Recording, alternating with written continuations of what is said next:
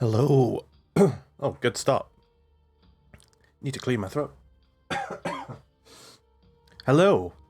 Welcome to the Order of Mamoru stream. A family's demons.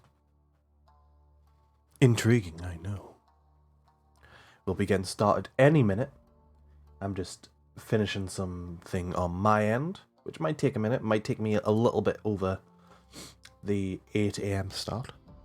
But should only be a minute or two. But yeah. Hope you enjoy your stay. I am Adam. Otherwise, strap in, because you're in for a ride. Anyways.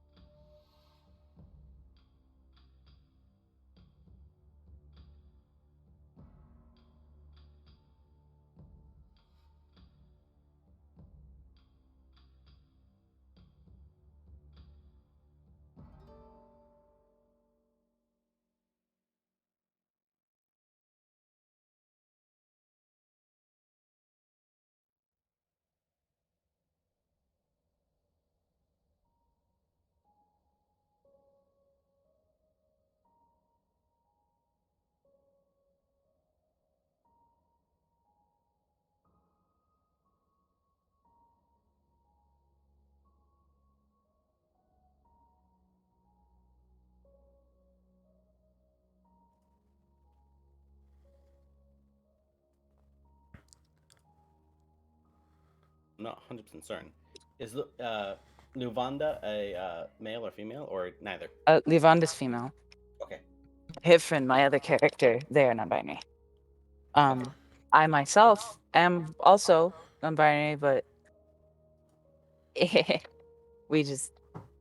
that's the little thing I'm dealing with. Hello, everyone. How are we doing tonight? It's midnight for me. Hello there. It's no problem. I'm just picking genders on the chart thing I have here. It's morning where I am. I know. It's technically morning for me. Here. 2 o'clock in the 2 morning, baby. Exactly. 12 a.m. So technically the morning. 6 p.m. for me. It's so weird to play with so many people in close time zones. Yeah, like, what the hell? Usually Why you're just... isn't everyone Australian? Yeah, you're surrounded by Australians and one British dude, so... We're surrounded by time travelers. Whoa. Crazy. Alrighty. Everyone ready? Everyone excited? I'm excited. Yeah. I kind of did a little oopsie doopsie and spaced the fact that today was happening. So I was like, ah. Oh, well, you couldn't have been that excited. I was excited. Work is just stressful. Well, I am here. Didn't even see it. I am here to relieve one's stress. Hopefully. Indeed, you are. Sure about that? And maybes. And maybe I have a little bit more. Impose a fantastical stress upon you. We'll see. Yes. So. But when welcome. It's fun. Welcome to the Order of Mamoru, the 6-session limited campaign, in which all of you, the recruits of the Order of Mamoru, will basically do as Mamoru do and protect people and learn and go through a journey before either A, dying, B, failing to become Mamoru, or C, succeeding and becoming Mamoru. Or, I guess there's a D option, where you become Mamoru and then die, which is also an option. Only time will tell. Seems a little more unintended, though. Yeah. So yes, we went through a lot of things during the session 0. Indeed. I guess before we dive in, is there any questions or anything anyone wants to raise before diving in? Because once we dive in, there ain't no diving out. That is true. Plus, well, I guess you can ask questions, whatever. So you've got that. I'm going to take the renowned silence as Okay. Yeah, I have one question. Oh, okay. Okay, you ready? Uh-huh. Who's ready to play some D&D? Oh no, that doesn't seem like something I'd want to do right. Yeah, it seems like a bit of an inconvenience to my plans. Yeah. Alrighty, so welcome to Zhongli, a land filled with vibrant nature and vibrant characters as well. As the land here is one of the 10 countries of Surlia. Each country ruled by a representative of one of the 10 old gods. Zhongli being that of Kriya, the warmonger. The god of strength, the god of war, and the people here are strong, of both mind and body. Their days dedicated to bettering themselves, whether it be in combat or not. This country, though small in population, is a military powerhouse of the continent of Surlia and the Republic of Surlia. With that said, our focus swings down to the south, where a incredibly large and winding mountain range comes to meet a respectable city called Nara. Nara is filled with, once again, strong people. The mines here that dive into this mountain range are filled with materials that the populace and the nearby cities benefit from. But Nara is a city of history. It is most and best known for being one of the only cities to repel the dragons when the dragons tried to rule. They did so with a single katana. The katana of Tsuyo Sa.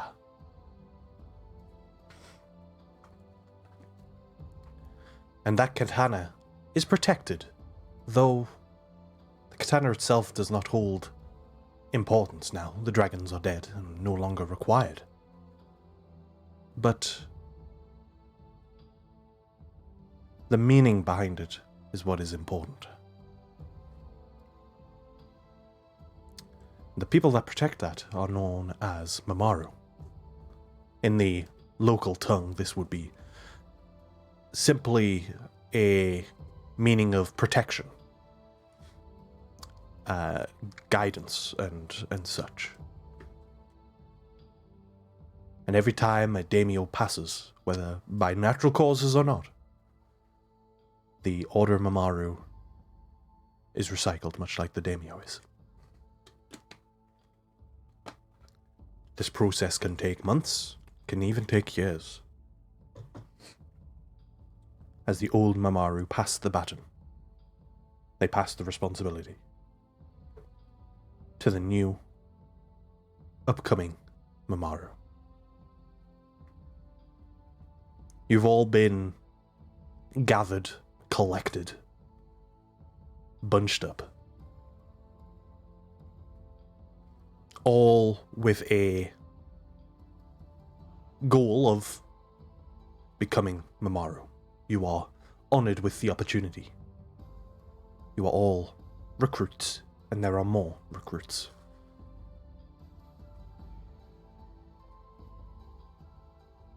But you are all ushered one warm summer morning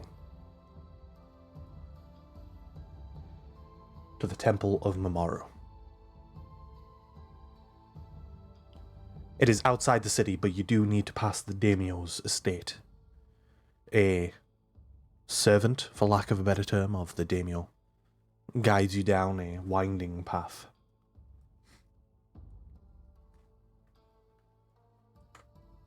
They are silent, and even any attempt to converse with them ends in failure.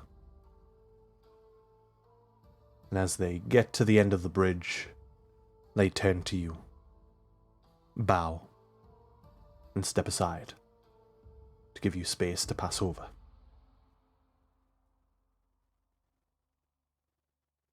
What do you all wish to do? Gonna cross that bridge.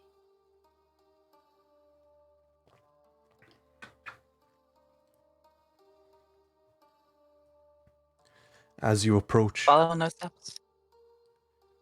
as you all approach, you see through the doorway, which is unprotected. There is no door.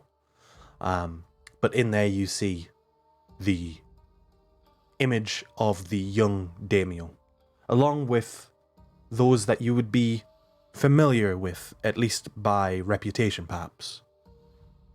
Beyond the daimyo, you see a large, hulking, bear man, for lack of a better term. They are known as Ursine. Adorned in plate armor, accustomed to the local design, and a large sort of glaive in hand. You see the daimyo bows his head as you do begin to approach. Bow back. I'll bow as well. I As will do as I. well. And then I'll continue crossing the bridge.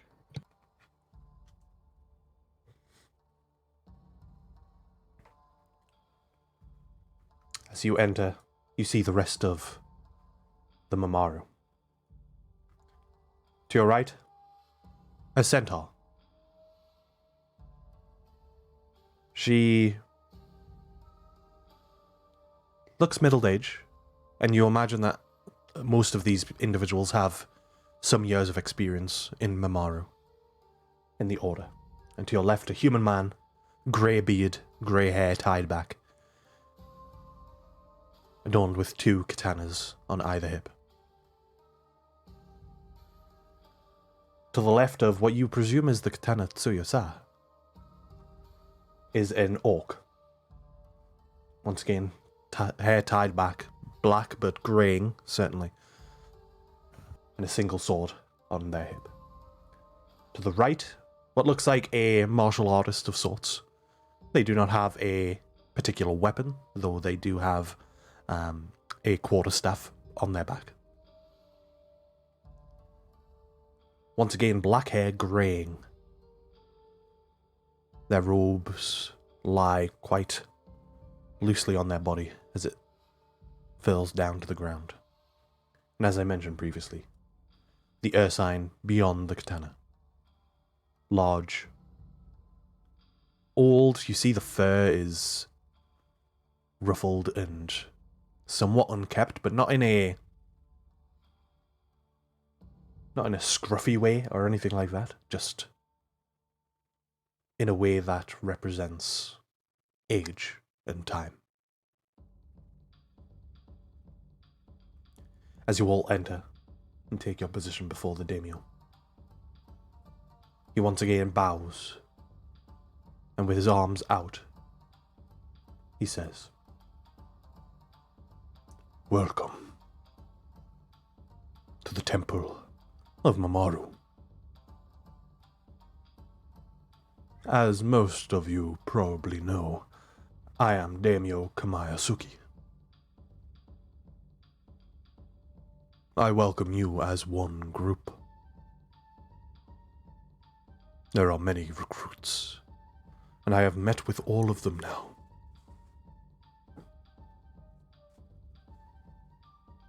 You will all be given the opportunity to become Mamoru. And over the next weeks, months, years, the knowledge that these 5 Mamoru before you all hold will be passed to you, as well as the other recruits.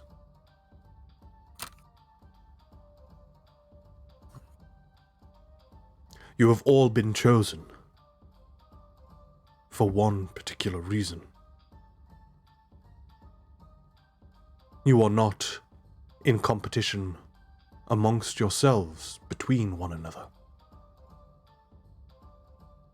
You're not trying to outshine the rest. You are Mamoru. You are.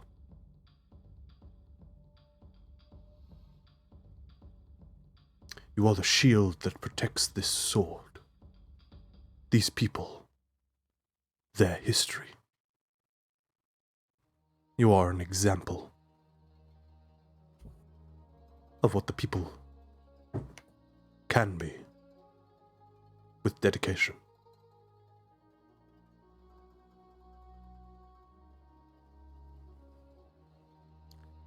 This, Your words are kind. he bows his head. This will be your home. Your school.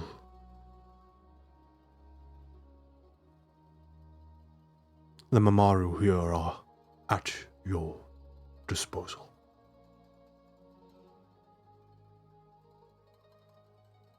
Do you have any questions for me?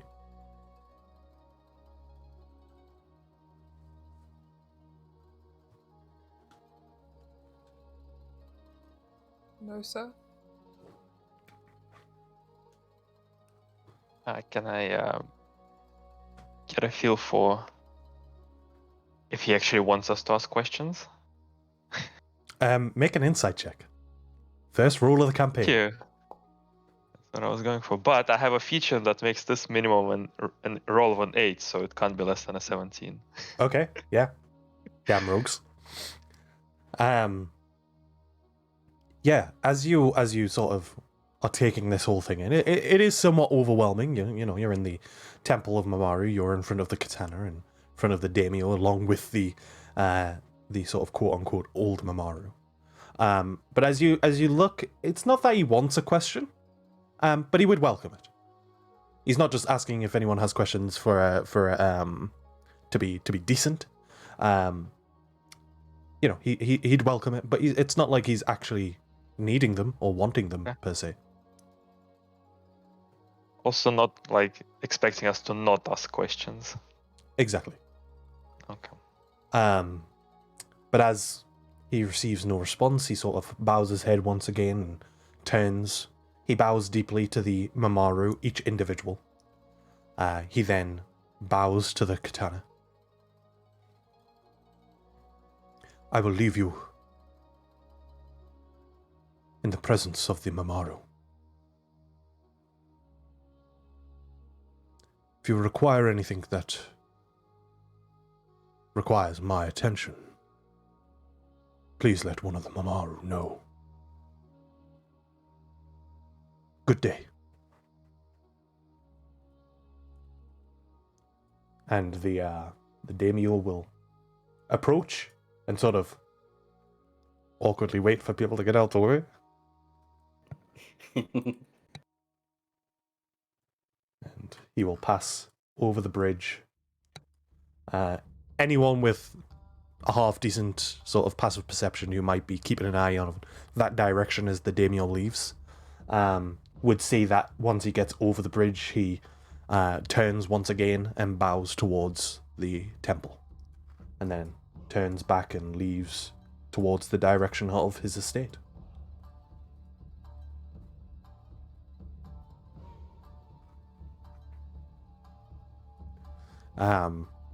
As you all sort of just wait for the daimyo to leave, the large bear man is going to step up. And he says, Well, I must say, out of all the recruits, you all look a little bit more capable than the rest. Well-rounded, should I say. A lot of expectation comes with this. I am Itan. and the Ursine bows very deeply towards you. About Bows deep back return. just as deeply. Oh my. Yep. Return that bow, absolutely. The female human on your right, as you look, sort of steps a step forward, and she also bows. And the sort of long black hair that drapes down her back sort of falls over the shoulder, and basically as she bows, it's able to touch the ground. She says, "Welcome. It is an honor to meet you all. I am Tenno." Nay, the honor is ours. The orc steps up, bowing. I am Hito. Honored to meet you all.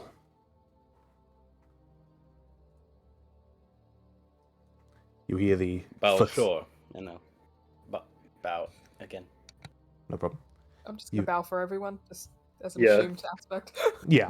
Yeah. You hear the footsteps of the centaur sort of make their way around, as she sort of curves around, and as she gets to the top there, she bows down, but sort of using the legs of her sort of horse form to bow down, almost as if attempting to lie down like a horse.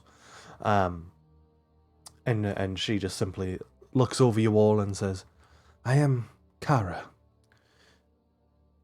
You all look strong, of body and mind. I look forward to seeing your progression."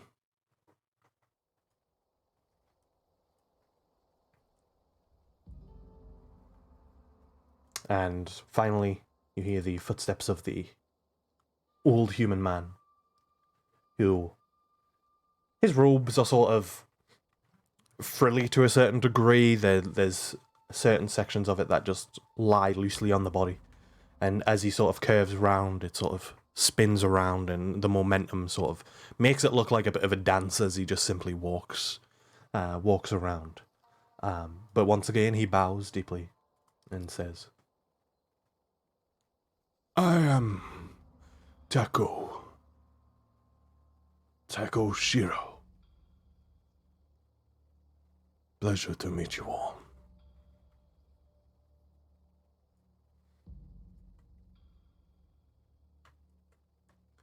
and with that said, as the Mamoru stand before you, and they bow, the Ursine once again sort of... Hold on. Him not being in the center is annoying me, because I've accidentally made this all... There you go. The Ursine sort of speaks up. You should all get to know one another. We will give you some space, some time. But we appreciate that this is your first meeting with one another. And I will say this as your first lesson.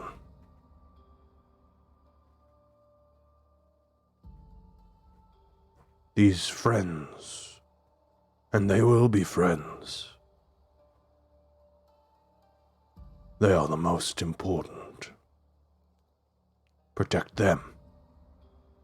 And by extension, you will protect the people.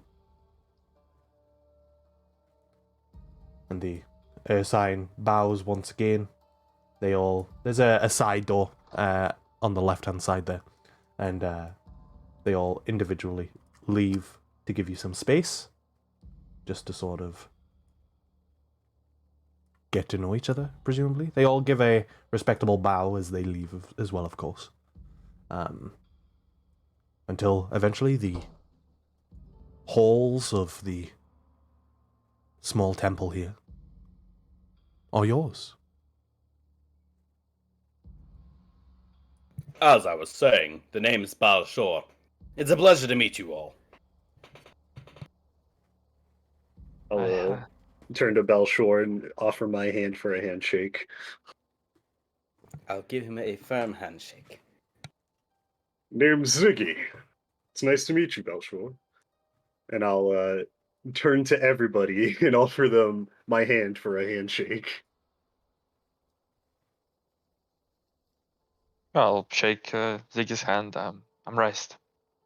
Nice to meet you, Rist. Indeed. Sure. Darshana will look at it for a second before accepting the hand and just nod and be like, Darshana. Pleasure. Pleasure's all mine. Lavanda looks at him, ignores his hand, bows her head slightly, and looks away at her bird, which is perched on her wrist. Lavanda. I see you have some boundary issues. I'll take note of that. Nice to meet you. Boundaries are not the issue. Well, whatever it is, I'll be sure to respect it. So,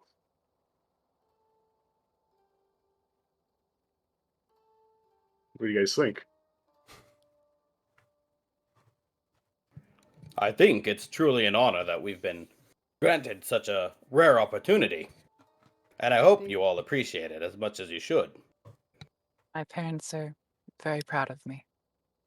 It is more than I have wanted for a while. Pride is definitely something I feel.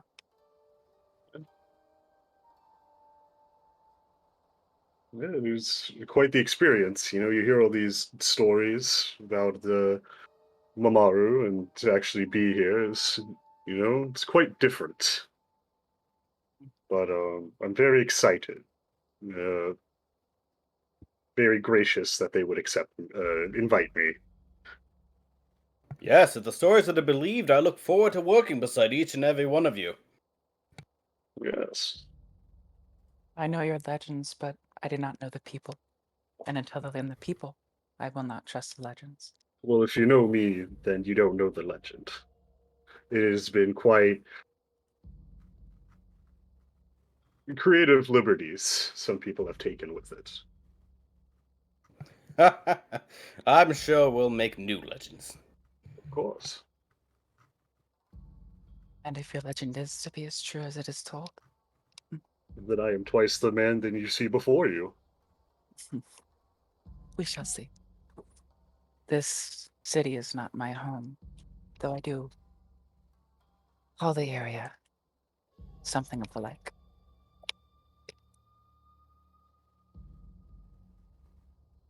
But just Well, like I'm sure the city welcomes you nonetheless. Just like to mention that the two Kalishtar of the group, since entering this room, there's this ever presence of something else being there. Now, this is a presence that you both probably feel accustomed to. You're incredibly close to the spirit realm to a degree, and you always have this feeling of a presence being close by. But to a degree, this room feels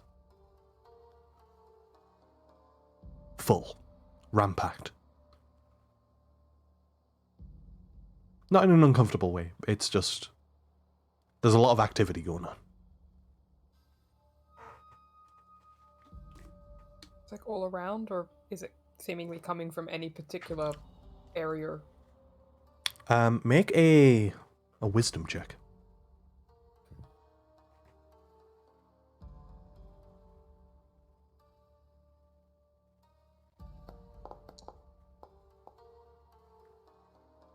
17. As you sort of just take a moment to take in the feeling, close your eyes for a moment. It seems to be originating from the katana on the table before you.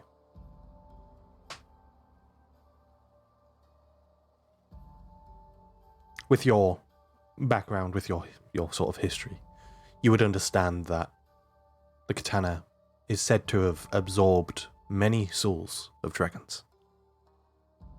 And it is likely that you can feel.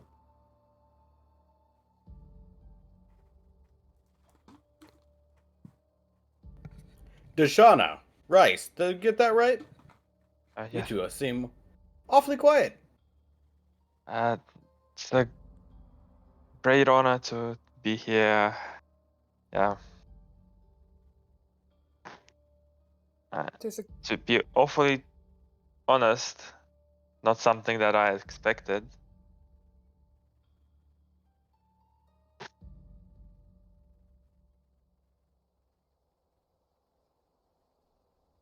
one.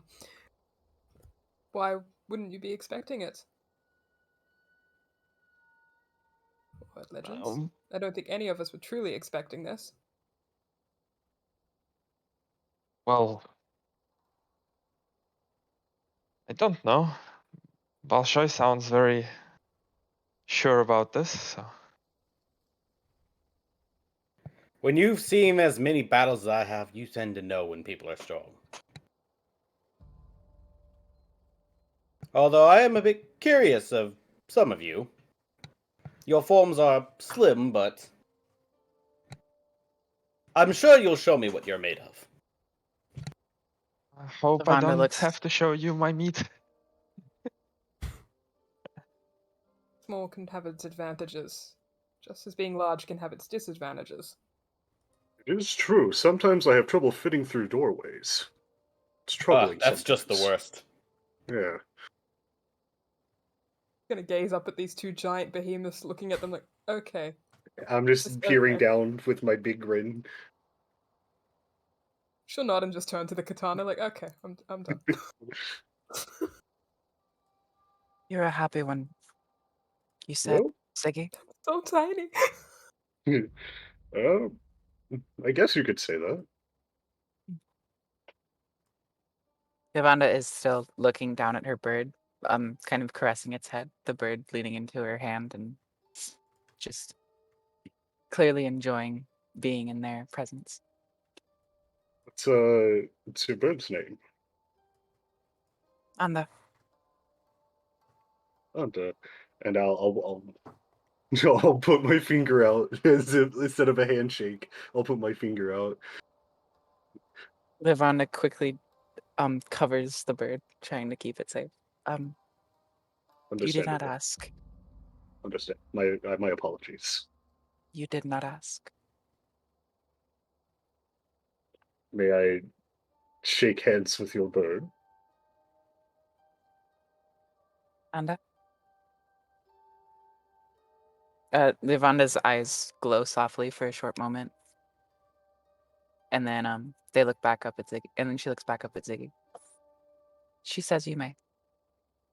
Then And I then will. holds her hand up just a little bit. I'll put my finger out for it to be shook. The bird kind of just like sets their head against your finger. I'll take it. Good. Nice to meet you too, Andla. It appears we have an advantage over the other groups. We have 6 members. Truly. Closer. Lavanda, I want to do so where is it? So I want Lavanda to whisper something, but like kind of at the back of her mouth. And then could I roll for like a deception or something to see if they can hear it or not? You can roll a stealth check. You're also Yeah. Kalashtar, which means you can speak in things' minds. If you wanted That to is do true. that. I was actually wanting to simply talk quietly. Actually, I have an idea. Roll a stealth check. Then. Okay. Then I'll roll the stealth check. Normal. And it's crap. It's average. It's average. I would say. I mean, we have pretty wise group, I imagine. So That is true. yeah, but- you will probably hear some essence of Leovanda speaking to some degree. But go ahead. Fudge. I was trying to figure out because. Oh yeah, there it goes. Closer to 600.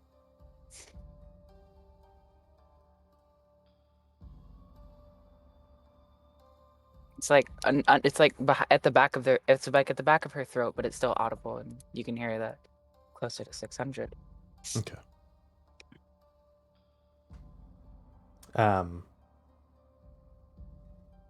So yeah, this is a transitional period. So if there's anything that anyone is going to want to speak about or talk to one another or get to know each other a little bit more, then by all means, speak up now.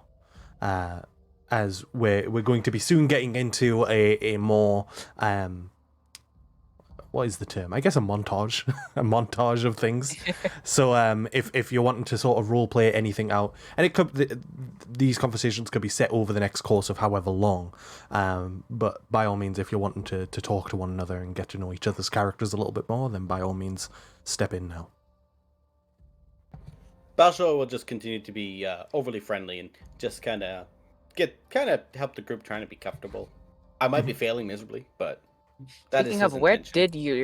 did he go? Oh, he's there. I can't see him. I can't see him. Oh, am no. I behind the? You might be inside of Ziggy at the same time. No. I don't know. No. I'm not entirely You sure. need to No. reload. Yeah, you Ah, need to no. reload. Okay. I love problems like this. I was about to say, does he count as a wall for Foundry that he's blocking vision of me? He's just that big, yeah. But then again, you're He's that bigger, big. so I did increase both Balshor's and Ziggy's token size just slightly, just to Okay. I'm so tiny. Yeah, Uh, Rice is probably going to find himself a place in the corner of this mat, just sit down and eat something.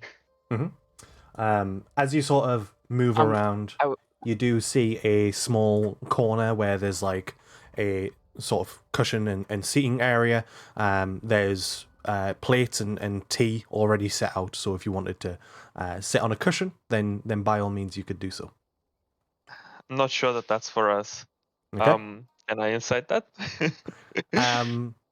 Yeah, I'll allow either an insight or a history check. Up to you. My history is not my strong point, so this will be. You imagine that corner is for the Mamoru and those welcomed in. So you would actually just knowing the sort of culture of the city and the land and whatever else, you would feel somewhat comfortable sitting over there. You wouldn't be disrespecting anyone if you didn't sit there, but you would also not be disrespecting anyone if you did sit there. Okay, I'll just let everyone know. There seems to be tea. He's just gonna go and sit there. I do want to say this. Lavanda will likely be a bit reserved because of just they're just gonna be a bit reserved for a little bit. But like kind of like lightly and quietly making odd out of context jokes. Mhm. As an attempt at humor to get closer to people because they are very socially awkward. It'll take Balshor a minute to get to a joke. What was that? That's a weird thing. Oh, a joke, I see. It's not like I have, bird friends. Balshor will admire the katana for a moment before going down to sit Make a wisdom check. where there's tea. I get Check in or on that. save? So, Yeah, if you're looking, if you're just sort of concentrating upon the katana, make a wisdom check. Yeah, you probably all noticed that she's been staring at it on and off the entire time you've been in the room. And getting nothing Oh, from it. strange. They didn't roll. No, there's mine finally. Yeah. Yeah, it's a beautiful katana. Obviously, Dashana, you get the extended benefit of being able to feel that presence, as does Levander. And yeah, Ziggy, as you look at it, it's a beautiful katana. You Craftsmanship imagine- is Pretty. I pretty good. looked at it on my way there, so let me Okay. just join in the rolling. Wow. Everyone just thinks it's a beautiful katana. It's brilliant. Just I mean, it stunning. must So be, I right? want to say this. So Livanda, that path that I took, as she passes Darshana and Ziggy, it would actually be visible. A scar, very prominent on her left arm.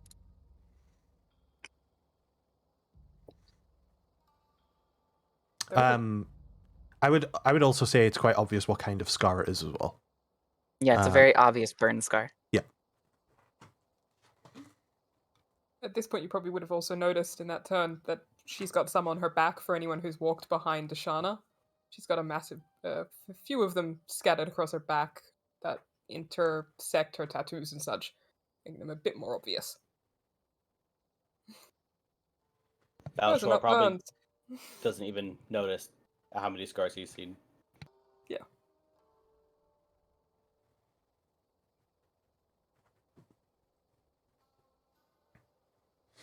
But as you all sort of take a seat, there is only, unfortunately, 4 cushions. Someone didn't think this out, so someone's going to be awkwardly standing up and Pretend. just sort of, yeah. It's like I mean, the I guess, tallest person. yeah. I mean, I guess you could just sit on the floor, Two of them with the cushion. just be uncomfortable. That's all. But there, No, like I not say, really. there Floor's is, pretty comfy. yeah, there is tea. It looks warm at the very least, as there's a small sort of bit of steam rising from it. And there are cups available if you wanted to grab yourself a cup of tea. Shana will go about pouring everyone a drink carefully. Mhm. And then So pour- handing it to them each. As you pour it out, it has a very deep sort of yellow-orange colour. Looks very flavoursome. I think a Levander cheer takes to our a new gla- friendship. Livanda takes a glass as well and holds her bird up to it. Takes a couple small sips. I agree. If Yeah, friends were to become, then a drink shall be had. I'll give everyone a slight bow and then take a sip. Return the bow and sip. Livanda does so with their head and then proceeds to take a short drink after the bird is done. I'll raise my cup in the air and give him a nod.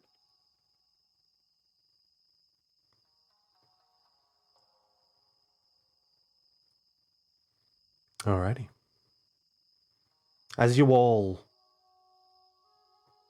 converse and just enjoy your tea together, it's a wonderful cup of tea. As to be expected for potential recruits of the Mamoru. Eventually, the old Mamoru will return.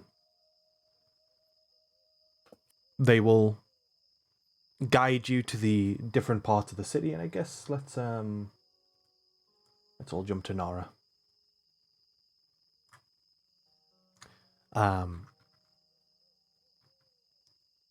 They guide you to the fields up to the north of Sensu. The fields in which some of you would probably be accustomed to.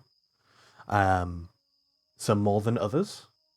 But these are sort of public fields, but you are sort of brought there as Mamoru, and this field is essentially where all of your physical training will be completed. you're also taken to the school of Kayode, where the Mamoru, the old Mamoru, I should say, have a particular wing of this school, specifically available to their teachings, where you will learn not only about the history of Nara and its people, but also the threats. And then the last place that you are taken is the essentially the large and main temple of Kriya, in which you are all encouraged to spend time here, not necessarily to worship a god, but to find yourself, to understand deeper your own inner thoughts, demons, weaknesses, strengths.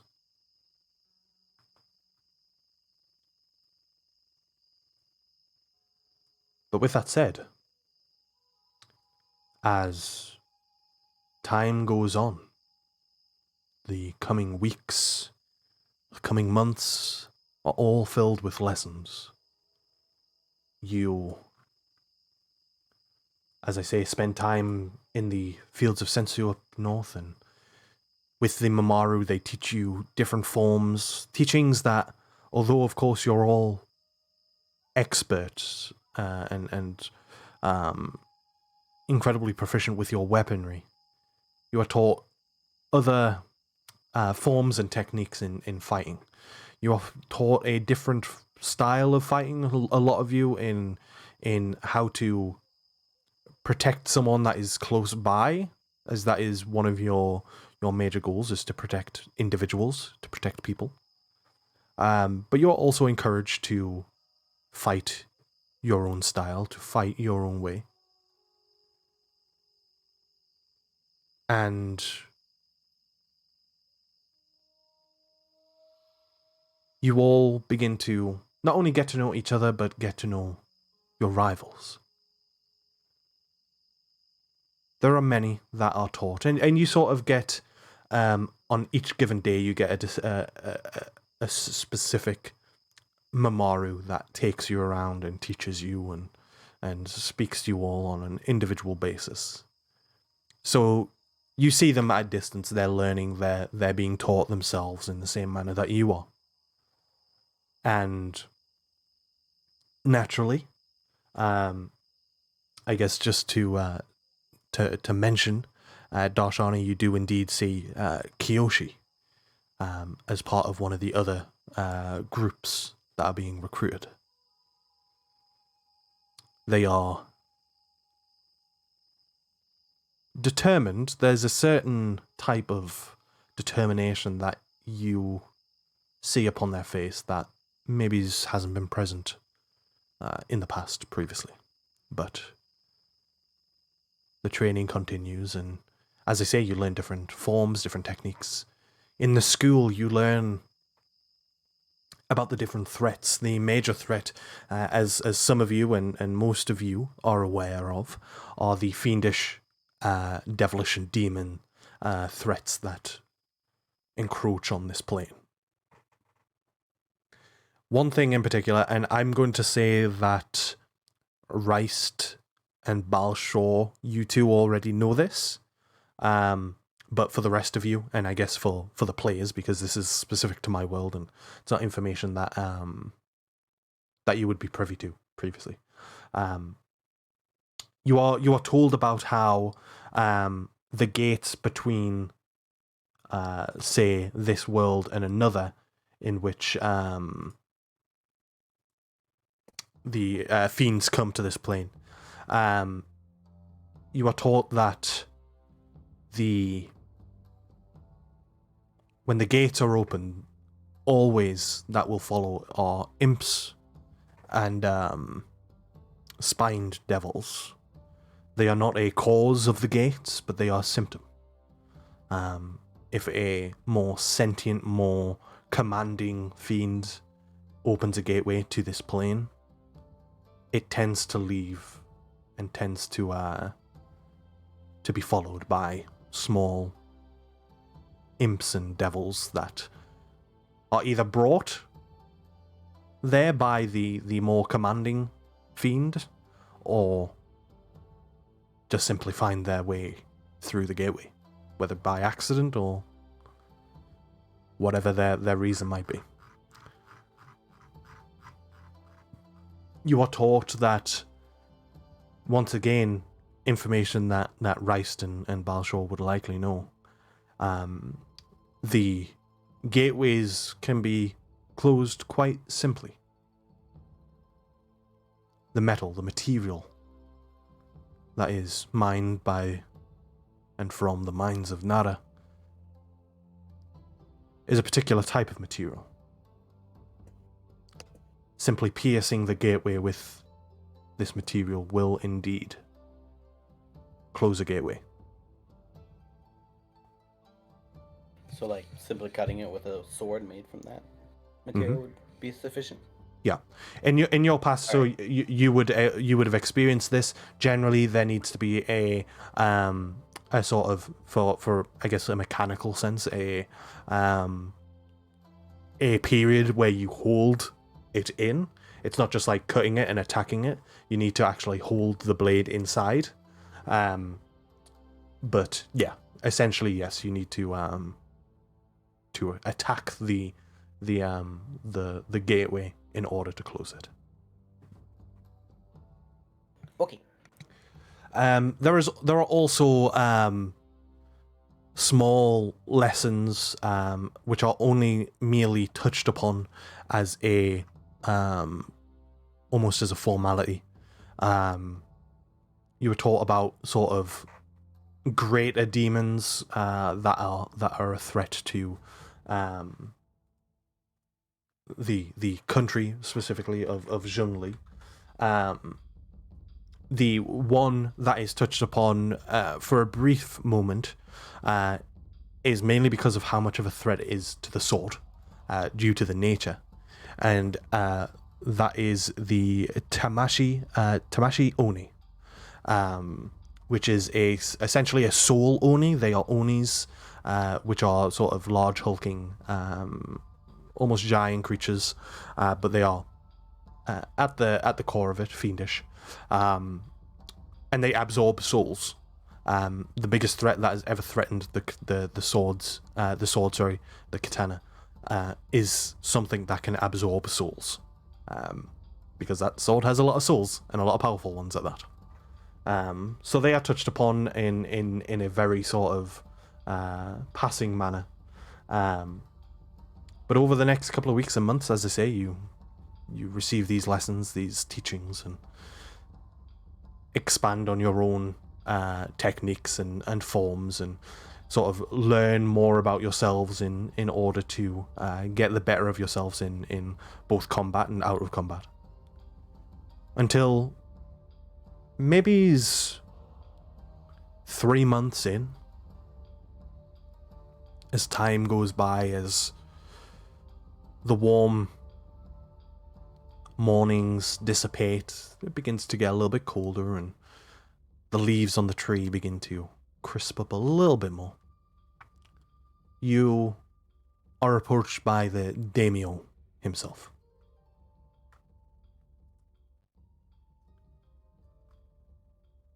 Deep bow. Deep bow. Deep bow. I assume deep bow. He bows back, and as he approaches, there's a little bit more urgency. He does not show perhaps the respect that he would usually do to the temple and to the artifacts within, and even the individuals. He just gives a single bow, and comes before you and just sort of holds himself still for a moment, collects himself, and just says,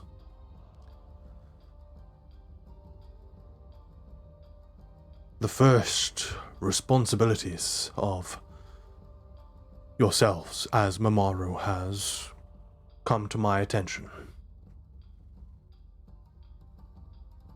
Every time something like this is raised, I must decide on which group goes, which group investigates, and I am choosing yourselves. Do any of you have an issue with this? No, it is an honor, No, and sir. one we shall happily accept. He bows once again. Good. A good friend of mine. He is important to me. He is far away, a day or two travel. He usually travels from Lake Sume to the north, all the way here to Nara. He trades with us, he collects food and supplies. He usually comes once a week. He has not came this week. He would usually be expected to come yesterday, and he comes the same day every week.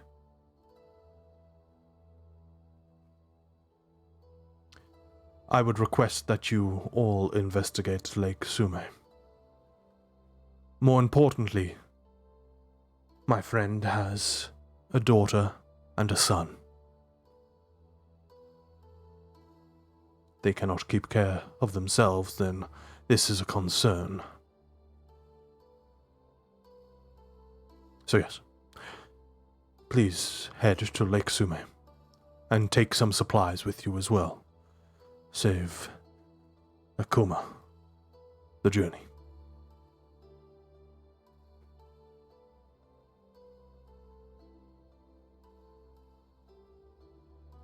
Of course. Did I get that right? His friend lives at Lake Sume? Yes.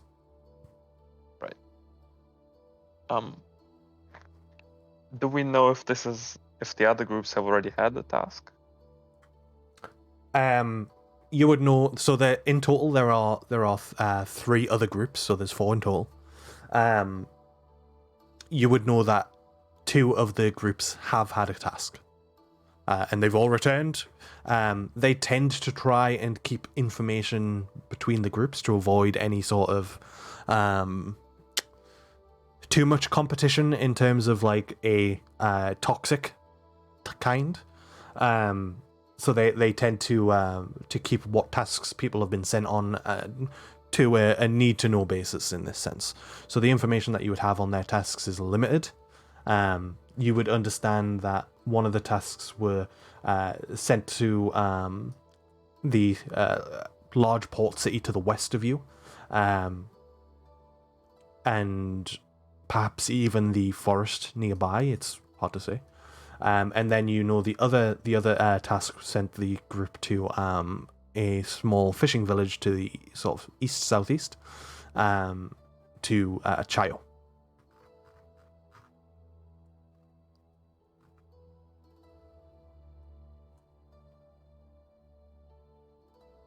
Well, you heard him. Let's go get those supplies. Mm-hmm. And check on those people. Thank you. If you wait here, gather your things, I will ensure that some materials, supplies, and such are brought to you in regards to the family's needs, food and water and such.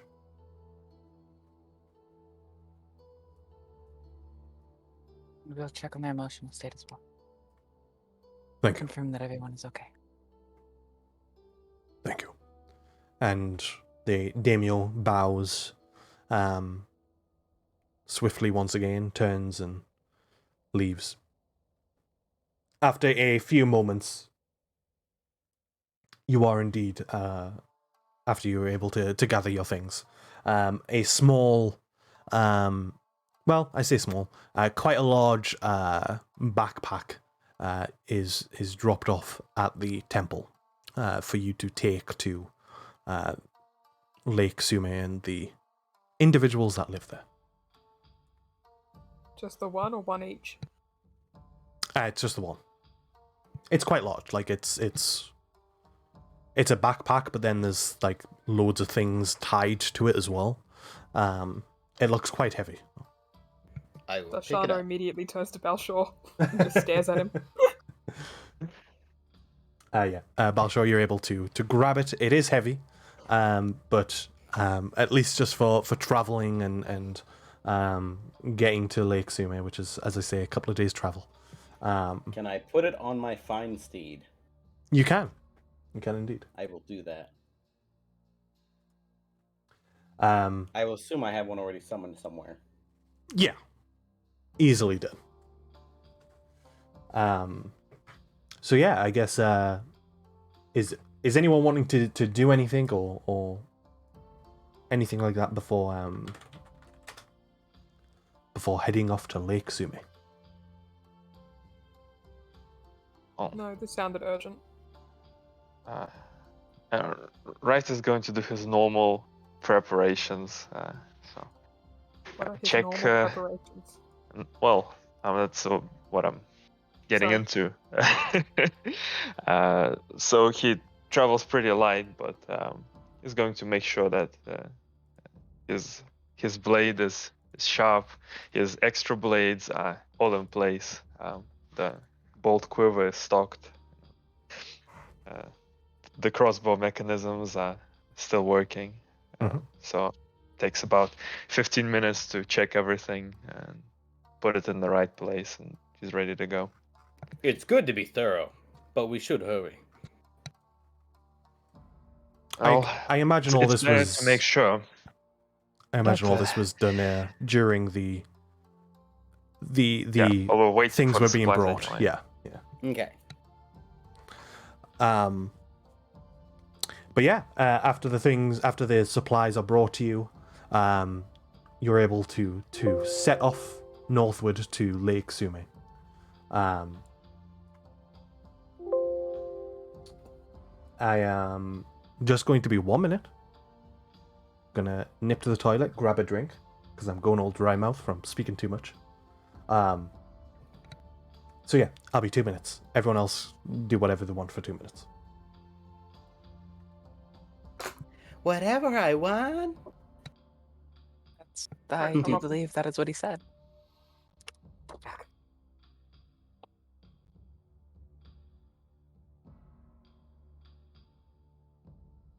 Holy crap, I ate those sleeps quick.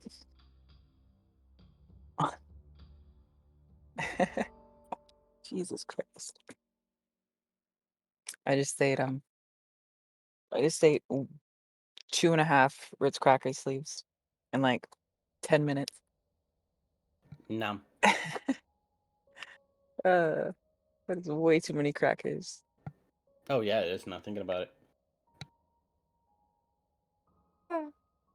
I mean, it's fine. I had a drink as well to help wash it down, so it's alright. It's right. I had Italian cheese bread. Wow. I had pizza earlier. I also had pizza earlier. That was a few hours ago. I got the Italian breadsticks with pizza from Little Caesars.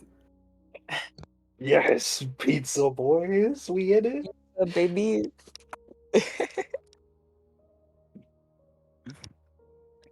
We're definitely nerds when you know we eat pizza on D&D night. I was eating pizza for other reasons, but you are surely correct. Indeed. And also just running back out into the kitchen real fast to grab a ginger ale and run right back to the bedroom. Oh, and some garlic bread. I'm gonna run to the store real quick. Anybody need anything? Walk back in. Buy me some ice pears and Need juice. another bag of Doritos. Okay. Well, just send me the money and I'll get it to you. Sure, no problem. Just I'll link you my PayPal. All right, nice.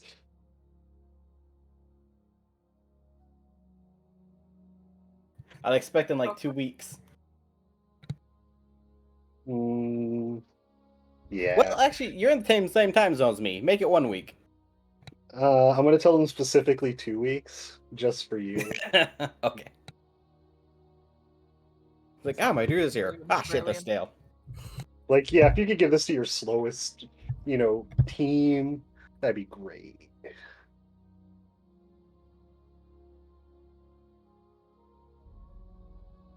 You pay extra to get things faster. Would you pay less to make things slower? Intentionally? Imagine it would probably end up just costing more because capitalism. Yeah, probably. They'd find a way Yeah. to make it cost more. Yeah. Yeah, They that's do interest after the fact. So you Like, well, think it's you're gonna getting take less. this effort to do nothing. So So, in the spirit of capitalism, I'm going to become a competitor, and I'll do things slower for the same. perfect. There you go. Yeah, exactly. Wait, don't you mean for less? Because then that slower for the same is just bad. If you can get one at a faster thing than at the same price, then it's just meh. Why bother? You know, What because you want they to. what they don't know can't hurt them. We Fine. have Oh, mystery okay. prices. The mystery is Loot boxes what before numbers I everything. feel like punching in that day. You know, the service you go to when you're like sending someone to like a friend or relative that's not really someone you want to send to. It's like, well, it will get there. Maybe in a month or two, but it will get Like, there. listen, I'm Send gonna it. put gas in my car, and I'll get it to them. Okay, just like It'll get there, but like a couple days after Christmas, after the magic's gone. Yeah, that. and then that's when it Very just sits in the back specifically. room and gathers dust. Gets there sometime in like the new year. Send it to them 3 years later. Yep. You're like, I told you I sent it. I really hope you like that cake they made you. It probably would have been good. Probably would have been good. There you go. I got a little peek of it, got a little taste. It was pretty alright. Not missing much. It's It's like like, missing a slice. yeah, I'm like the UPS equivalent of those restaurants where people can be mean to you. Like, yeah, I'll You have do whenever I restaurants where feel like people it. can be mean to you. Yeah, What's I the know point? there's for the pure novelty of it all. I would like to work there. So if you like to be abused and eat at the same time, that's where you go. Yeah, Okay. Actually, it's the opposite. No, here the servers get yelled at. Where are I should know. yeah. The last 3 times I went to a restaurant, they always forgot something. Not always their fault though. Most table servers are running like an assload of tables at once, so they have like 17 different orders that they have to pay attention to at one time. Well, this was like 9, 10 at night when they're reaching their closing time, so they weren't very busy. they were closed? It's because Well, it usually is. Yeah, they were closed, so they couldn't get my order right. I mean, it's forgetting late. something is just like I don't know. Forgetting something near closing time isn't surprising though. The No. the yeah, that's first kind of your day, fault for showing up near We've had closing all time. day long dealing with the same type of shit over and over and over again. the I like- first day I served the table, they People told upset me over the write shit tiniest things. down. But yeah, that's true. I've- Write shit down. I just did it and I never forgot anything for anyone. Adam.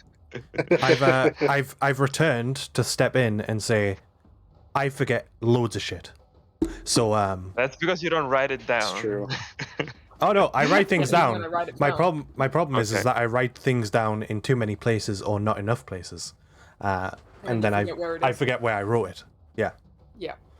That's what Athens for. Yeah.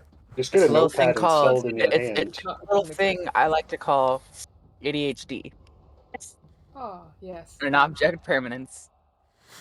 Yeah, if it's not within my eyesight, it doesn't exist. It Yep, ceased existing. that is exactly the second it's just nope, goodbye. Yeah. Adios. Cleaning up my house at the moment, we found the stuff and we're like, we own this? I mean, I think I remember owning this, but I don't. It's like I might have owned this at some point, but I don't know. I might have. I don't. Maybe. I don't know. It's a Anyway. mystery. It's a mystery. Indeed, it is. So, leaving Nara prepared and equipped with supplies and food and everything anyone needs to survive at least a week. sort of by themselves with 2 children to take care of. You travel northward from Nara. I'm going to say you were given a map as well. Just because otherwise it would be a bit difficult to expect you to just know exactly where you need to go. So I will ask a question. Who is leading the way towards Lake Sume? Has the most. Who thinks they can read a map Rice. the best? Rice is sure he can read a map if nobody else wants to do it, but he's not going to. Take the Lavonda lead. never used a map once in her entire life, so she'd just be like, "It's a paper that has things on it." I mean, This is true. Dashana's seen She doesn't maps, use but- maps. She's entirely just trees and Plain visual markers. Kind of lived in That's a what we forest lead. Yeah. throughout Dashana throughout sees her the map, childhood. but she's never been out in the real world before that much, so it's like I could try, but we might end up going north instead of south, or south instead of I don't know which way is which. Oh. No worries, I will I- lead us. And I hand somebody the reins to the horse. Because I'm guiding the horse with supplies, I'm walking if everyone else is. Yeah. Lavonda reaches over and takes the horse by the reins since they were handed out. And I will try and read a map. Novanda takes the horse's reins and begins to guide it. Balshor takes the map. Balshor, roll a survival check with advantage. I was also Oh. going to ask, did you want me to roll an animal handling check or?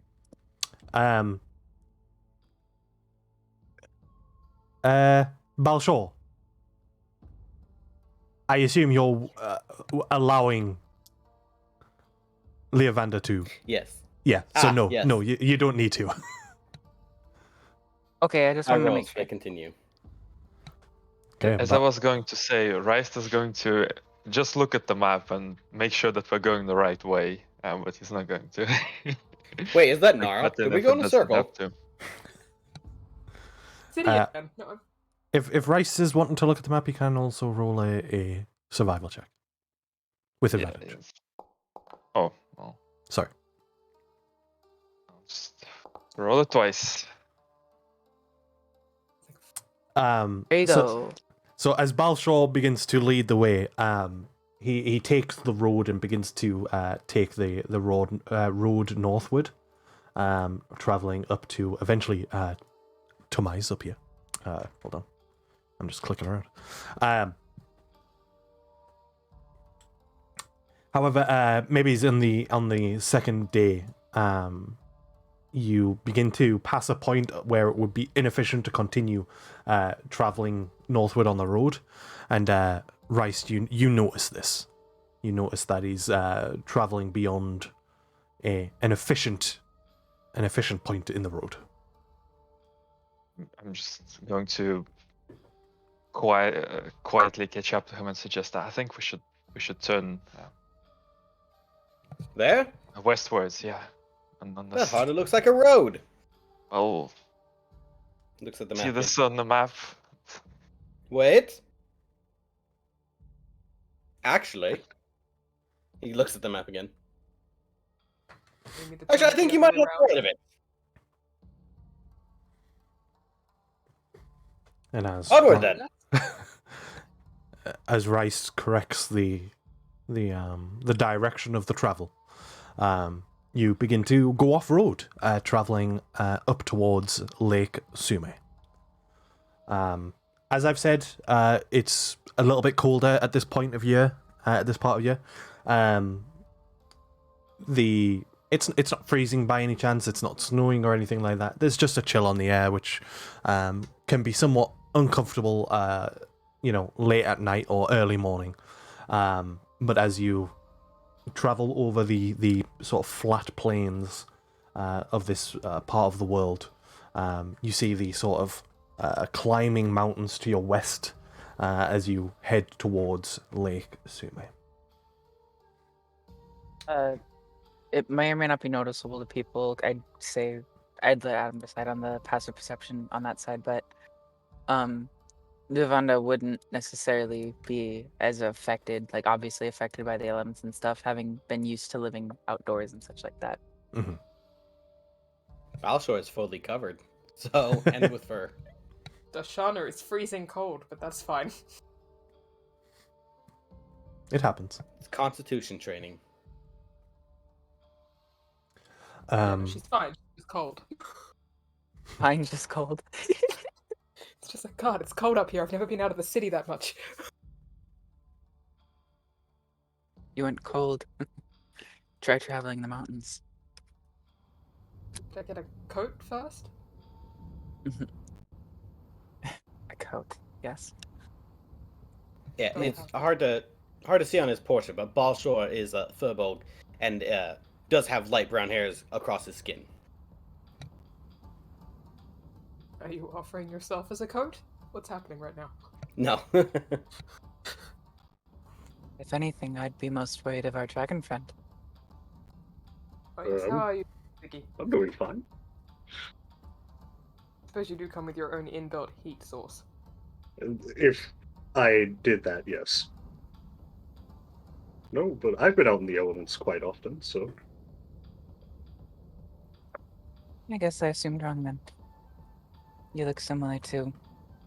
Well, not the same, but similar to that of a kobold, though different. But I had assumed maybe cold-blooded similarly. I hate running Perhaps. into kobolds. I almost trip over them every time.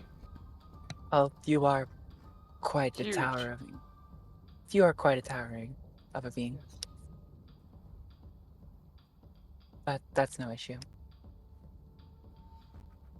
You just have to look down a little bit. At least I never need to find a good seat to watch a play. Person behind you likely does.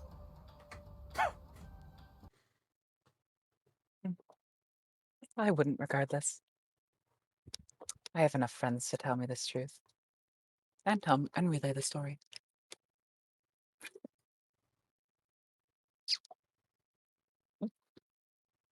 By all means, continue, because I'm having to refresh on my side. Isn't that right, Anda? And at right now the bird is sitting on her head and she looks up at it. And it kinda like tweets a little bit. I think we're hitting the road finally. You think? Is there? Or is there a road? anything can be a road if you believe. Yes, but I've been Focus. following you for the most part. We're making our own road. Yes. Got the Sure. spirits. The path we grind into the dirt of our own feet. And boots. People travel one direction, it eventually will become a road. Are any of the monks barefoot? Or the humanoid? There's only one monk, I believe. That would Apologies. be me. And technically, yes. So I think I have sandals on in my picture. Okay. I'm sorry if I step on your toes with my metal plate boots. Well, not plate, but... How? Despite the got fact metal- I'm wearing boots, I still would prefer you not step on my toes. Dashana will just like move further away from Balshore, like just to give it some space.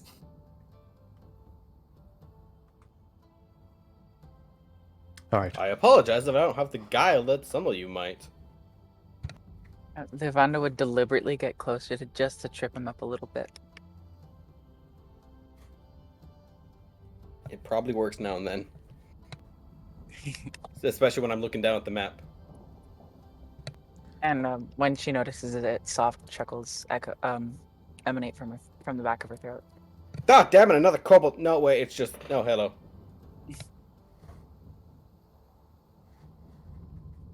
So Wasn't me, as... Anda. Apologies. As some of you mentioned already, you do hit a dirt path, which seemingly sort of travels southward but dissipates from vision. But as you follow it northward, leading towards Lake Sume, you do indeed see the lanterns that have been set out that aren't currently lit. It looks just like a simple flame lantern inside. Nothing too crazy. And ahead of you is basically a collection of small plots of land. The first sort of, as you see, a stone bridge reaching from the side that you're on to the opposite side. Beyond that is a vibrant land of trees and bushes, almost overgrown to a degree. And then at the very, very end, the very sort of tip of where the land reaches is a blue-roofed square house. It has a sort of a porch area that sort of surrounds the doorway, and from here it's difficult to determine, but there are windows to the property, though they look a little bit difficult to see through. Are there any lights on inside the building? What time of day is it? Yeah. It's afternoon. It's still light, so difficult to see if there's any sort of current lights within the building, especially from this distance. You're sort of currently looking through trees and bushes. The thing that stands out most is obviously the bright blue roof of the building. I think we should get closer. It is, after all, a target, right? Well, if something's wrong, we should send someone ahead and watch us back. Meanwhile, keep 2 people on the trees for eyes. I will cover the ice. She then tosses her Anda up into the sky, and it flies off very quickly ahead. Yeah? She'll I keep will us go updated. ahead. Ziggy, do you want to take the lead this time, or shall I? Well, I believe I could do it. Lead on, then. All right. I'll take the lead. I'll follow about 20 feet back. Okay. Ziggy, as you approach the bridge, it looks like a well-traveled bridge. It's sort of dirty. You see what would likely be old, dissipated footsteps, sort of steps in the dirt that have sort of been affected by the natural weather that is the wind and potential, odd flutterings of downpour of rain that might have occurred. But there is certainly footprints here. How old they are is unknown just at a glance, but yeah. And I'll just keep moving on until something happens, I guess. Why does something have to happen? Curious. Well, I mean, something's got to happen. Either I make it there or I don't. Sorry, go on, Rice. Yeah, Rice is kind of following, I guess, Balshoy or slightly more behind, but he's paying more attention to the surroundings because he knows that something might be up. So he's looking for any hints of perhaps what he's used to fighting, or just things that look out of place. Roll a perception check. Also, for Anda, the bird, since what's it called? Yeah. I threw it up. What do you want me to do? A perception check for her as well, and then. Yes. Alrighty. I actually don't know if we have a character sheet for Andy. Oh. I was Deshana, gonna are you say- coming? Deshana Good. would be sticking with Leovanda just to cover her back in case something was Well, out she's on the further. bridge. We're on the bridge. Damn Yeah. her. My foundry is currently not working. You should might need a probably refresh. do a little refresh. Yeah. I just did that. I'm waiting for Okay. it to load. For the burb, roll a d20 plus 6. 1d20 and then so our 1d20 and then space plus 6. Or you can just use the dice and the pluses at the bottom of the screen. Raining outside. Oh.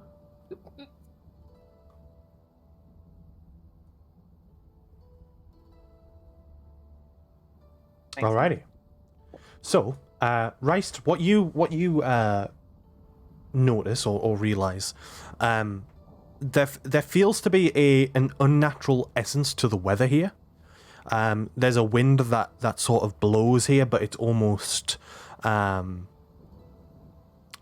almost feels focused on this area. It was windy, sort of passing over the plains, but this wind seems more concentrated as it sort of swirls and spins. The leaves are blowing all the way around this sort of area that you're sort of walking into.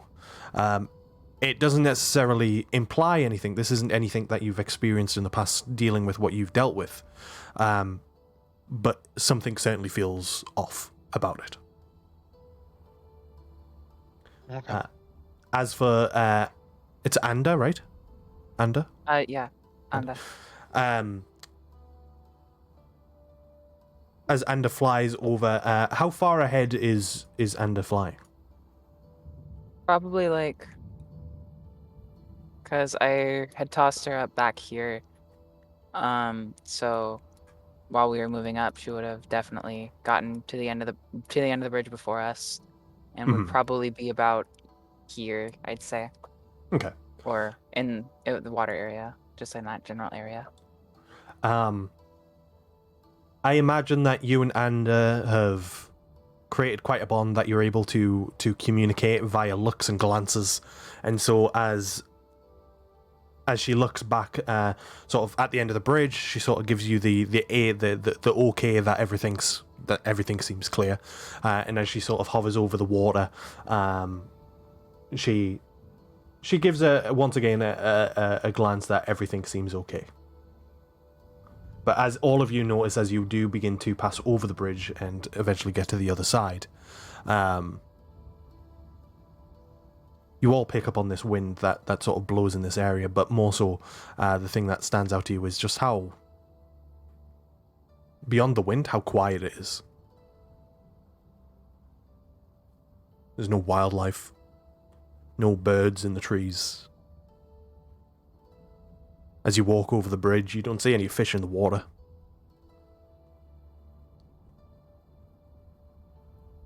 It seems This isn't unnatural, normal, yet correct? at the same time, as though there is nothing wrong. And then I agree on that, at least. Deshauna, did you ask anything? Sorry? I was just literally walking beside her, just looking around like, this isn't normal, right? Oh, apologies. I'm gonna get. Also, completely out of game. Sorry to interrupt. Yeah, Foundry's not remotely opening for me at the moment. I'm not sure what's up. Ruh-oh. You can It's watch like the a- stream if you want, because you won't see anything that you're not supposed to see, basically. I'll pop it up. Yeah. So I'll just control your token. so I would notice this this bridge underwater here. Yeah. Could I tell if it was like something happened on it that caused it, or if it was just like old and eventually just collapsed? Roll. Oh, that's a.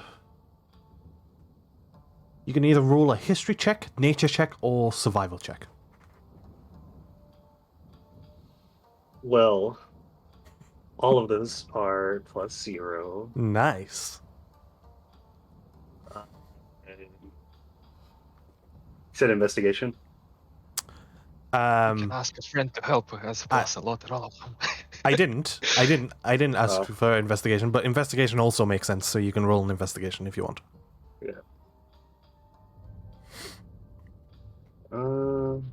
Yeah, I'll do an investigation. It doesn't make any difference. It's all the same. All it's just zeros. What? Yeah, it's just what name it's under. I share that sentiment. Lots of zeros on my skill checks. As you look out, first of all, it doesn't look recent. It does not look recent at all. The wood that you see in the water, and the water is rather quite clear. The bridge inside in the water looks incredibly old and rotted, and yeah, there's no signs of the bridge existing on land. There's no like posts on this side. There's the two lanterns that likely would have flanked the bridge at some point. But yeah, it doesn't look like a recent occurrence. As for the cause, it's difficult to say. There is a large bit of damage on the far side, and so perhaps it just collapsed under something. But you don't see anything in the water that would have collapsed per se. So yeah, you surmise that it happened quite some time ago. But as for the cause, hard to say. Yeah, Ziggy would just think like, oh, they just didn't maintain it, and it just collapsed one day. Mhm. All right, I'll continue on leading the pack. Ander still flying over the water, or are you wanting Ander to jump ahead again? She likely would have came back at this point. Okay. And just resting on my shoulder now. Easily done. So, what about this that we're going to cross? Does this look like a man-made? No. thing? So as you sort of step down towards it, at the moment it's fine. But you imagine, so you step down, it goes down maybe 10, 15 feet. But this is part of the land. This is a piece of landmass. You Right. imagine if the water rises in whatever way, if it's like heavy rain or something, or whatever it might be, then it might get covered completely. This part of this sort of natural bridge, shall we say, is maybe only a couple of feet off the water, whereas this level up here where you are, Rice, currently, is maybe, as I say, 10, 15 feet high. Okay, makes sense now. Does it look like that drop-down area, the land bridge area, is like recently used or commonly used as the crossing? Make a survival check. Can you make it for me? Oh yeah, I can. You can also do it on Thank D&D you. Beyond and just tell me what you roll if you want, just so you're not. I can do that. You'd have to give me 3 seconds though, because I just restarted my whole computer. I'll tell you what. I'll roll it for now, but get your D&D Beyond up, because then you can just do that. Yeah. Survival. Let me roll your survival. Oh, natural 20. You're welcome. Thank you. That seems to be a recurring theme of you rolling natural 20s Yeah. for us. Especially for Paula. I think I rolled Yeah, I a think natural so. 20 for your death saving throw once. Yes, you have. I think twice actually. Twice, actually, yeah. So yeah, as you sort of take a moment to just look around the area, you look down on the landmass bridge, and the area approaching it. You do see footsteps, likely the same or similar footsteps that Ziggy saw earlier. They've been affected by the natural weather that's occurred over the last few days, but you do imagine that these footsteps are only a handful of days old. Maybe 3-4 days. Are the footprints leaving the house or going towards the house? The footsteps that you sort of distinguish as being the most recent, so again around that 3 or 4 day period, are approaching the house. Okay. It doesn't look to me as if anyone's left recently. Perhaps they're ill and they couldn't make the journey. Perhaps we're overworrying, but it's our job to make sure. There could be any number of things, and it's our job to whittle them down. So This is let's go distinctly see. odd, though. The lack of wildlife alone. I agree, Mhm. especially with the Really? birds. They do not sing. I Listen. hadn't even noticed. There's There no is no fish noise. either. Not a single sound but the wind blowing across the water and the leaves. Balshor is just looking around, realizing what they said. Because his passive perception insight would have never noticed. As you walk across this sort of land bridge, looking off in directions, and it's probably something you would have saw earlier, but you do see what looks like a shrine over on the most western sort of landmass over here. It looks like, at least from this point of view, maybe it's a shrine to Kriya, and it looks incredibly difficult to get to.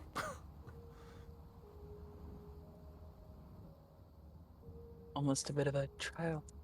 And as you approach the building, as I said earlier, there are windows. There's specifically windows on the front. Actually, let me just double check this. Yeah. So there's like I can't think of the word. Is it just a porch? Like a stone area leading up to the house? Well, it's wood. But it sort of surrounds the house itself. It looks like it goes all the way around, almost like a balcony. You could call it a porch, but I don't believe that's what it would actually be called. Okay. It does basically serve the same purpose, though. Yeah. Yeah. And as I say, there's these old wooden pillars. This house, I mean, obviously most houses are hand built, but this one looks like it's had love and care put into it.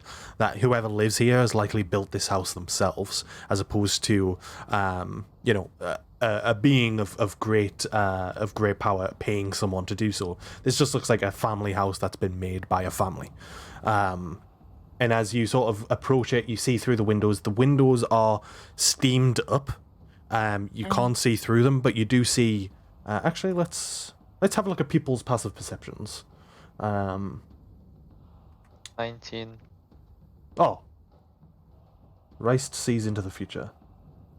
10. Probably. Okay. My passive insight is also 19, so. Good to keep that in mind. So Reist, Reist is the only that really notices this. As you approach the building, you do see, you don't see a figure, but you see a shadow move within the steamed up windows of this house. There's someone inside. Well, we are here for people who are inside of this house. It is a house. I would be, more surprised if there wasn't somebody in it. Just, sure. Alright. I understand your caution. Yeah. I'll go up to the door and I'll knock on it.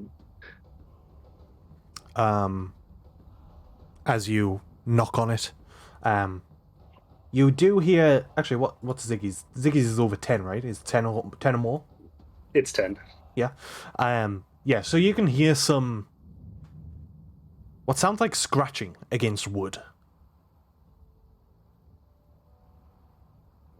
Are you okay in there?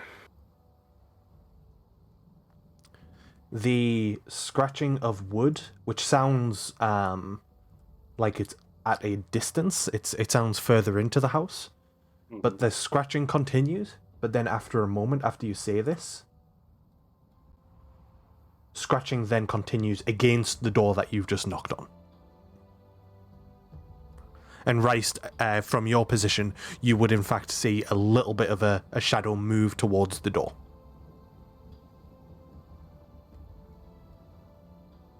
Well, I don't know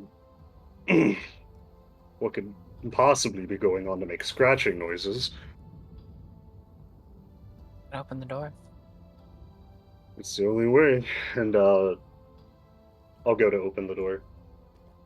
Go for it.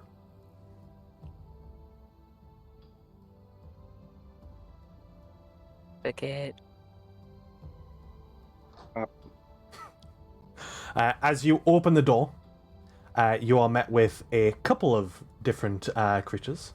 So before anyone moves,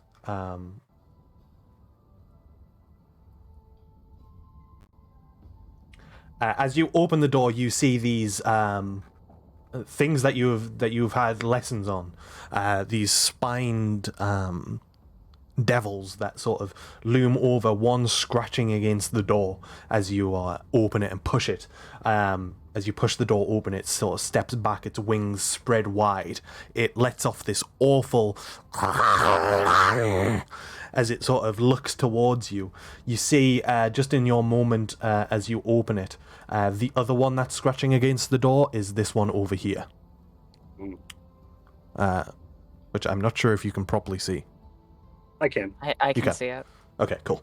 Pretty clearly, actually. You also see some smaller imps that are sort of just flying around. The walls and doors in this room are scratched to hell, basically, ironically. But with that said, I would like everyone to roll initiative, please. Shit. I can move my character back a few feet since I'm pretty sure I stepped on Zimmy. Ziggy? And, Ziggy, yeah, sorry. Yeah, move Hey move guys, yourself it's me, Zimmy. back. fuck yeah, baby. Initiative. There it is. Oh my god. What is happening? Because all of his die are seeable. You can see all of his dice. Dice. I don't even know what I rolled. Don't worry Oh, about there it. it is. Oh, A 4. Wait. Have you rolled nothing but 4s all day? I guess so. Can I we get are new dice? So in it. Oh man, they rolled really good. Oh no. They did, Okay. and now I'm up here. They Oh, were- fuck. They were prepped for a fight. They're There's just like, 5 oh of them shit. above me. Oh, there's a house. Of course, there's someone in it. Well, we weren't wrong. Does usually happen. Ah, shit.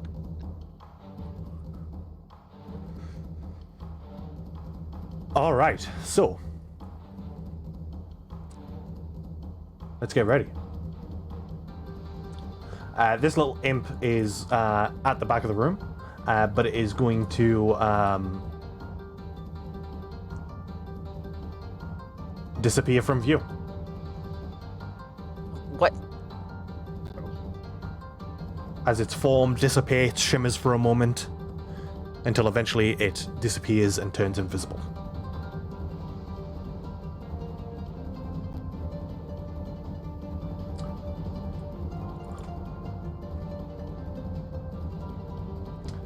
This one in particular is going to also disappear. Levander, you see it through the window, this shadowy form, as you're more aware of things in the house now. Once again, it just disappears from view.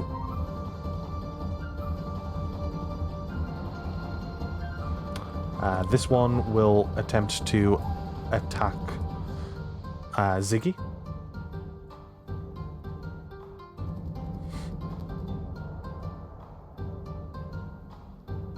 That is going to be a 23 to hit you, Ziggy, as the tail of the imp just swings around the corner. It would have to be that high to hit me, of course. Yeah. That is going to be 7 points of piercing damage. And I need you to make a Constitution saving throw.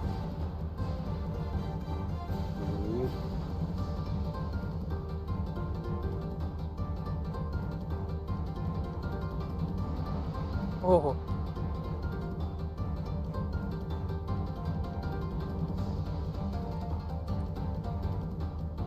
That is a save. Instead of 11 points of poison damage, you take 5. Okay. Unless you are resistant to poison. No.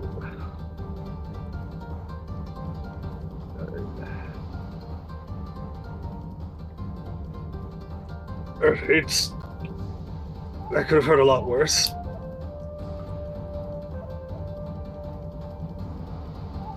Oh, great, they're numbers, so we know how many there are. I'm a big fan of Cordius Spine Devil number 7. He's pretty cool. Yeah, apparently But something's Juniper given them put the great neck names. be a dimp. Do they have white numbers painted on them really sloppily? Yeah. They've got jerseys on. Yes. Alright, this spine devil in front of you, Ziggy, is then also going to swipe at you, first of all, with a bite. which is going to be a 12 to hit. No. And then it is going to use its fork to then plunge it towards you twice as it attacks with that. I say twice. Yeah. The first one is going to be an 8 to hit. No. The second one is going to be another 8 to hit. Wow, okay. So these three attacks as it tries to bite down on you and then plunge its fork into you. You're able to just very quickly and easily just sort of dodge out the way and not feel the brunt of the attack. Leovanda.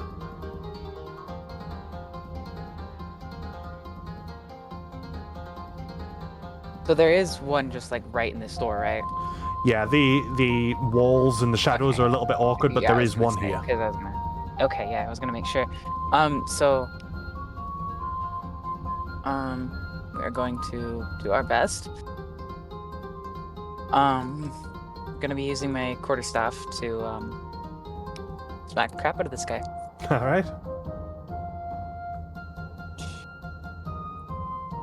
If I can find it. Cream. It's being dumb. It's up here. There we are. Alright.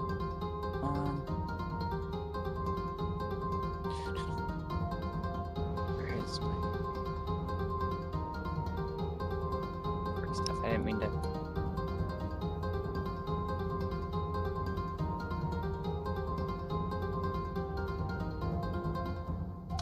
20 20 will hit hit. Yeah.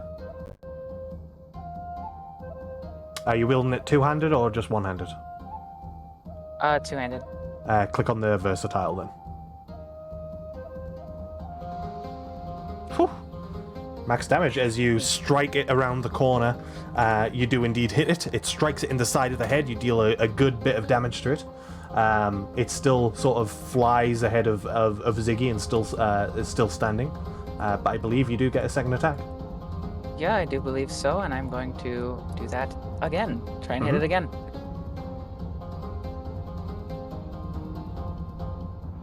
It's going to be another hit. Yeah. And so once again, sweeping. So this time I'm gonna hit it with the top, and then this time I'm gonna be hitting it with the bottom, still two-handed.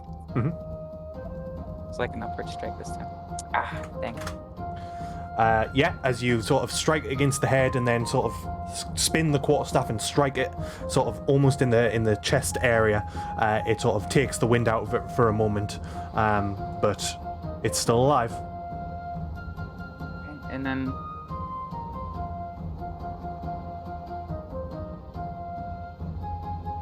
then I will go ahead and because I can for my bonus action cast Hunter's Mark on it. Alrighty.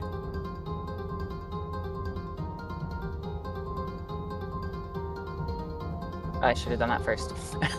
okay. Alright, the preppy imp is next. Oh. Whatever that means. Yeah, I was gonna be. Are they just really snarky about their grades? Like, Wearing like a polo shirt. yeah. They're the valedictorian in Demon School. My parents bought my way into Hell University. I don't know about you. Alright. This one is going to come over here and attack the window. Actually, no, it'll go over this way.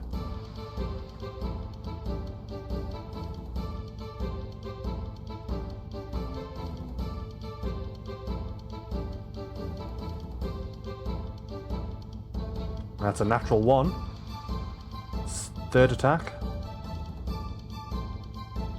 Alright, 2 attacks with the fork, slams against the window. It starts to crack a little bit, but not freeing them just yet.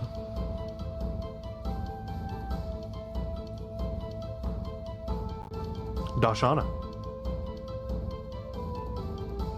Darshana is going to move up, I guess. There we go. There I can see. Gonna jump up and I guess try and hit one of these things. There is a There's window in your way. Window there. Yeah. You can stand there. There is one here, so you can hit around the corner if you want to do. Yeah, sure. I'm gonna hit around the corner. Alrighty.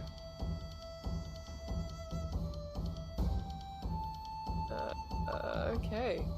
Can anyone tell I've never played a monk before because I've got no idea. I'm just gonna hit with my quarterstaff. So at your level, Is you that what can. do with a monk?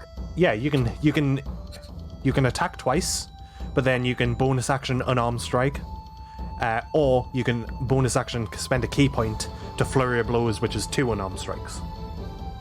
But first of all, you get 2 attacks. So if you just want to roll your 2 attacks with your quarterstaff, I assume. Yeah.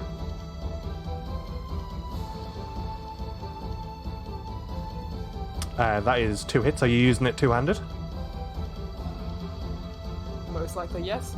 Yeah. If I can reach that around a doorway. Sure. So I'm just going to quickly say, because that first one would actually die from the first attack. So that one is dead as it falls to the ground, limp. You do still have movement left if you wanted to step past Ziggy into the room. I'm just gonna try and shimmy past Ziggy into the room then. I'll move you because the wall will be in the way. There we go. Yep. But yeah, you do see a imp to your right as you enter, which you can, as I say, attack. Or you want to attack that with the 19 that you rolled? Yeah. Which is enough. It still stands before you. It looks hurt as you bonk it on the head. It's small. But yeah, you still have your bonus action if you want to unarmed strike.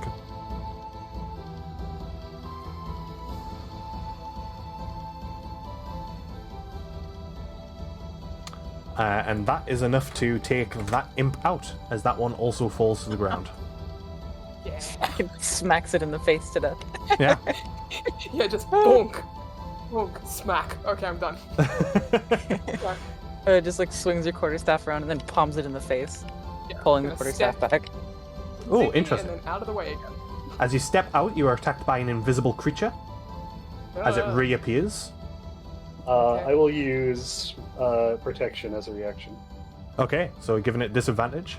It would have had advantage because of the invisibility, so it's just a flat roll. That's with its sting attack. That is going to be a 14 to hit Darshana. No. As the sting of the tail of the imp sort of comes out of nowhere, you very quickly, Ziggy, just reactionary, sort of throw the shield in the way as it sort of swings around. Is it a shield, actually? I assume it's a shield. I do have a shield, yes. Yeah. And yeah, as it swings around, you throw the shield in the way. Darshana, you dodge out the way as well as you sort of turn the corner and step out of the way. That is going to be its reaction, and that is Darshana's turn, I assume. And that is over to you, Reist.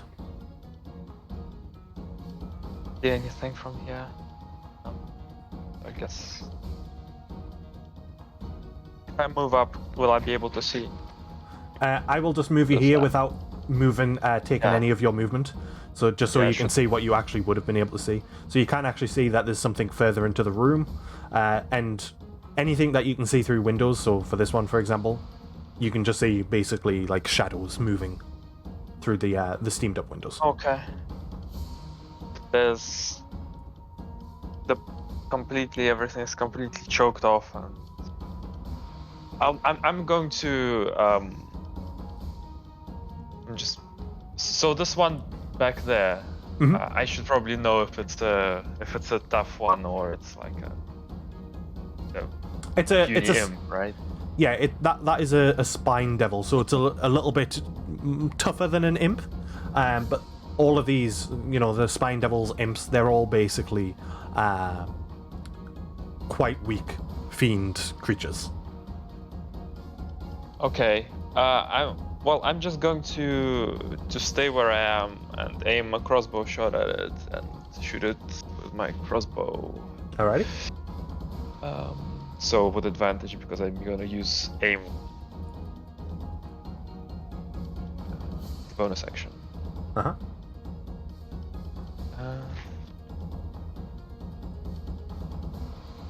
Okay. Attack. Oh yeah, that'll be a hit. So this is damage. Oh, I did my sneak.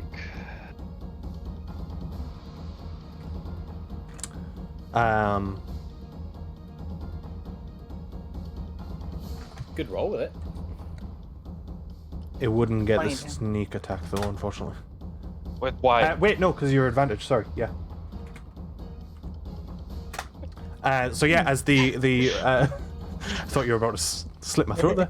Oh, crap. He's like, hey, yo, what? Wait, what? Don't take away a rogue sneak attack. As you peer around the sort of form of Ziggy fire off the crossbow bolt, it sort of threads the needle, slashing through the wing into the side of the spine devil. It still stands, but it's looking really hurt. Okay, well, that's it. If I aim, I can't do anything else. Alrighty.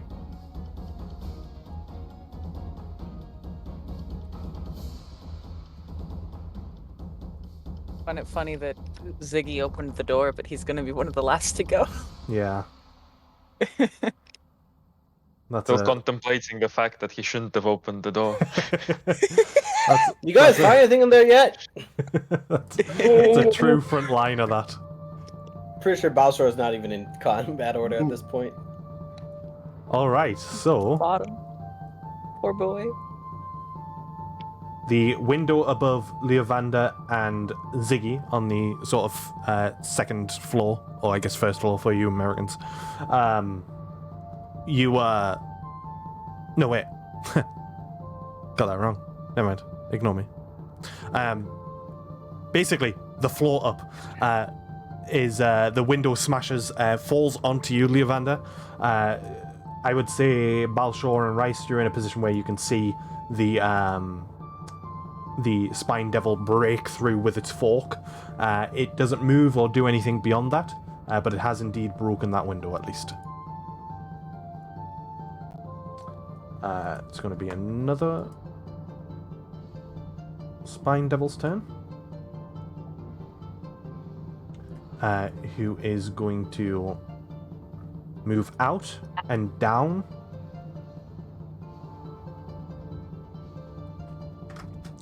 To attack Leovander. That is going to be a bite attack. First of all.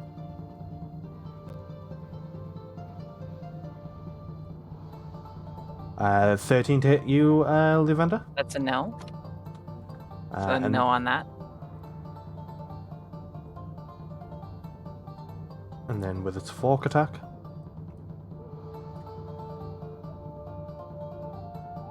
That's a 19 to hit. That's gonna hit. And that is 6 points of piercing damage. Mhm. As it attempts to bite down, you're able to just sort of spin, turn, and dodge out the way of the bite attack, but as you sort of collect your footing, it plunges forward with its fork, strikes you in the sort of shoulder, and it pierces a little bit, begins to bleed somewhat. But that is that one's turn. This one is going to continue scratching at the door.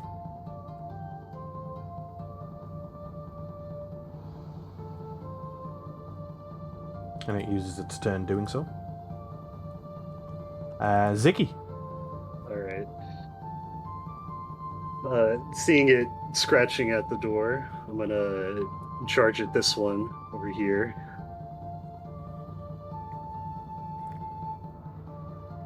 And is there anything else invisible in here that wants to fuck me up? Nothing has. So you're able to Alright. get to where you are.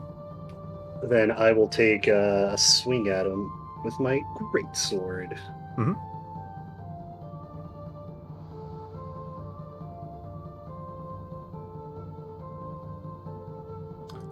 15 is going to hit. Alright. Just to be extra sure, because obviously Mhm. this thing is trying to get at something. Mhm. I'm gonna divine smite it as well. Of course you are. So It's what paladins do. it's Yeah. what we do. So 8 plus And I'm about to contradict myself because that was the last thing I was planning on doing.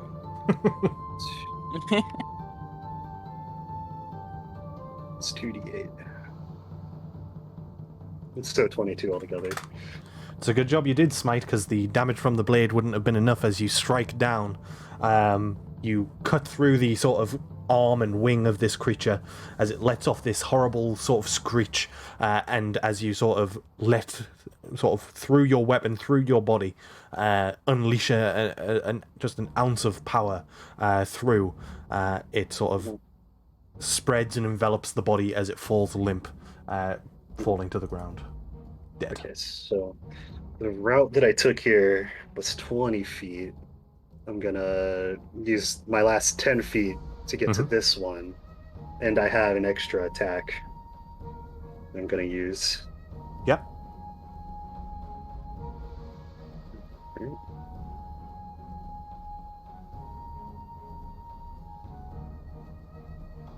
14 will hit. All right, and I will also smite this one. Alrighty. Make sure you're marking off your spell slots that you use. I have indeed. So, and then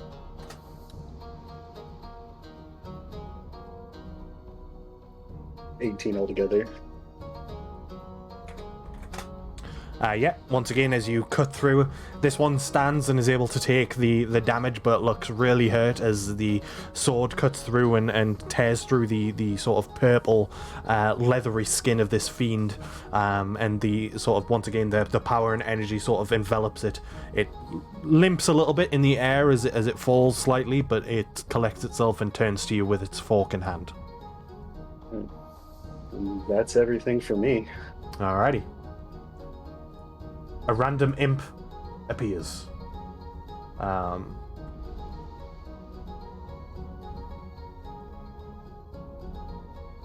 is going to come to Ziggy and attempt a sting attack.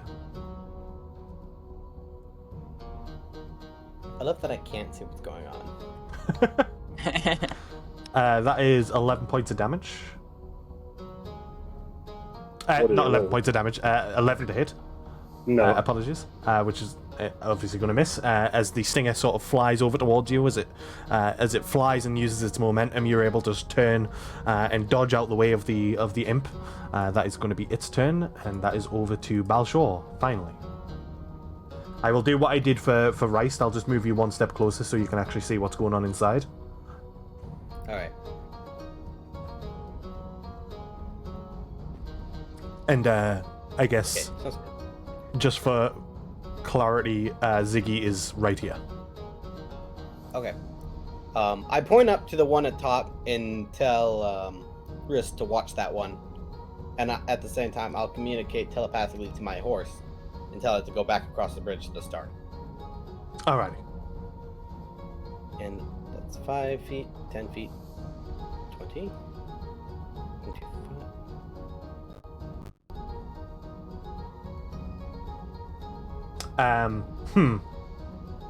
Curious. As you go to step forward, you bump into something. So, hold on. Let me get rid of these tokens. Hold on. Stop moving. I was about to say, I don't think I was supposed to be able to see that one there. Yeah, that one's because it's upstairs in the window. It's because you've seen it previously. Just ignore that. But you do. There is an invisible creature. Oh, which isn't invisible anymore, actually. So you would actually just be able to see that. That's my bad. It attacked before. Oh, okay. So there is a creature there. Great. I'm gonna swing at it. Alrighty. With my long sword. Mm-hmm. It is taking a minute for my D&D Beyond to roll my dice. There it is. 11. 11 misses. As it's able to dodge out the way of the first attack. and as my sword comes by, a silver glow echoes the sword and hits it, and as it breaks off, it forms my spiritual weapon. All right, nice. I've been a noob DM and I didn't prepare this. But continue. Roll your attacking slash. Oh man. No, seriously. I have rolled a 4. All you've done single is time. roll 4s. I think the game is my broken. The infamous Just doesn't mace like you. sword appears, but misses. You do get a second attack though. Right, I have that. We're level Yeah. 5. Alright. Redeem myself. Do it! Another 4. If it's gonna be another 4, I'm just gonna refresh Foundry quick. Because that's just not right. Or refresh my D&D Beyond rather, because that's where I'm rolling it. Okay. What? Yeah. Wait. Wait. Just roll 4. What? That's like 6 or 7 4s in a row! That can't be right! Oh my god. A What? couple more of those and it's going to Just start do a getting quick astronomical. roll a d20 real quick, just like on command. Not like it for attack or anything, just roll the straight d20. Roll it. Just straight roll a 20. Okay, there are numbers other than 4 that exist. 16 is 4 4s.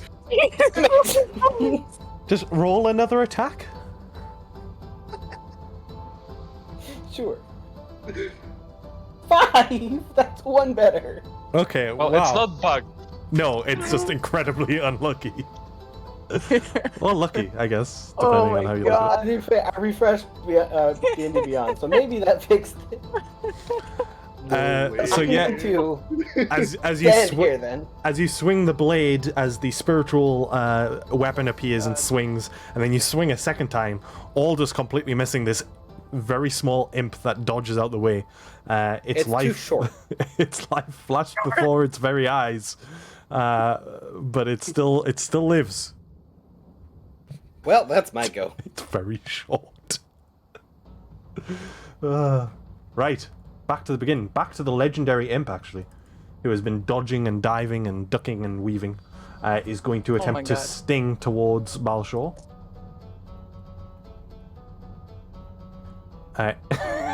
It rolled a 4 on the dice.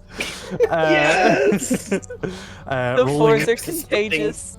rolling a 9 total, which I assume misses Balshor, I would hope. By a mile. Alrighty, the neckbeard imp, whoever this guy is. Is that mean? Does he have a waifu body pillow at all? Yeah. Alright, where's this little guy gonna go?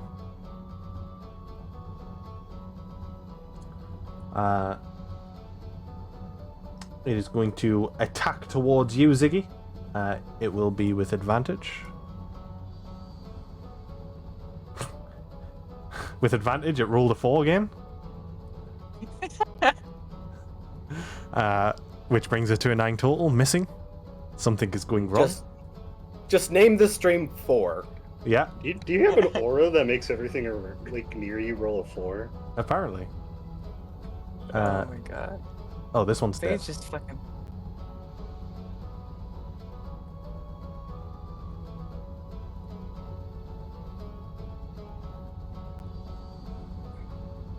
Alright. Spine Devil is going to... 5, 10, 15... Fly over here, over the table, and is going to attack towards Ziggy. Bite attack first of all. That is going to be a miss with an 11, and then with its fork attack. Did you say 4 attack? Fork. Fork.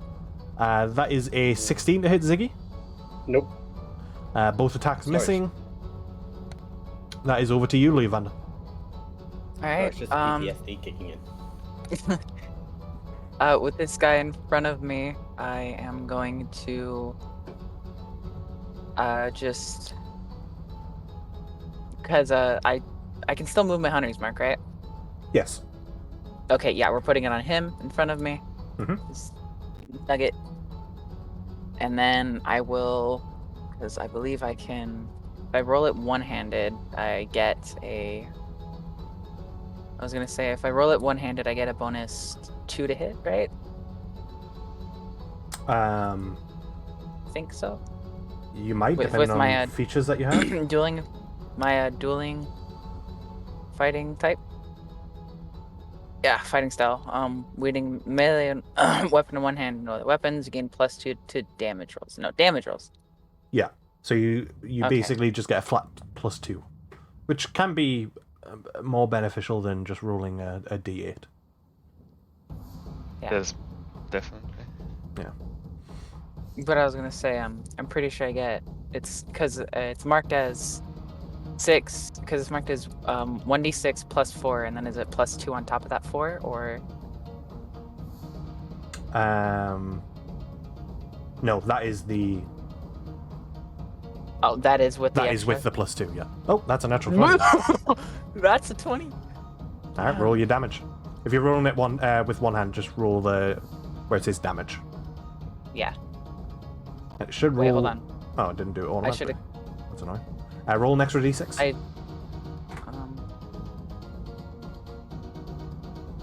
Any pluses is No. as well or no? Okay. Wow. Max them. That is max damage. As you strike it the first time, it slams it against the chin of it as it sort of turns off, spitting this sort of awfully dark purple ichor away towards the window. It's looking really hurt, but it's still alive. Coming right back at it. Yeah. 18 to hit this time. 18 hits, yeah. Yep. And then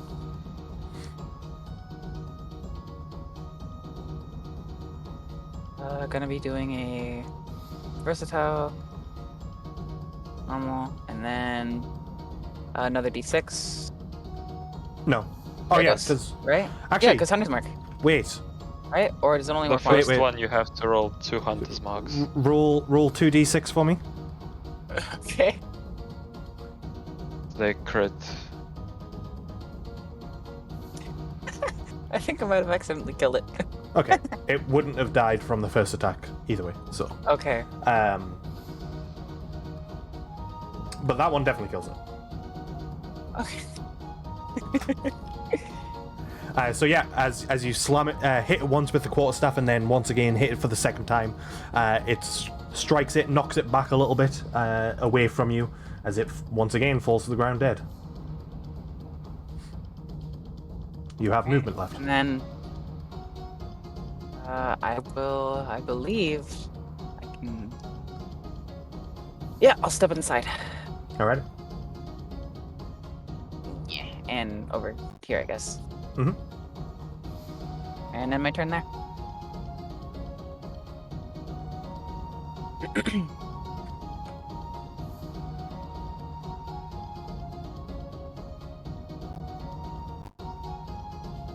All right. As this imp enters the room, it disappears, turning invisible. This one in the corner, which is definitely backed up into the corner, is going to look to Leovander first of all with a bite attack. That is going to be as the dice rolls, an 11 to hit. That is a nope on that hit. And then it will attempt a fork attack against you. I'll react.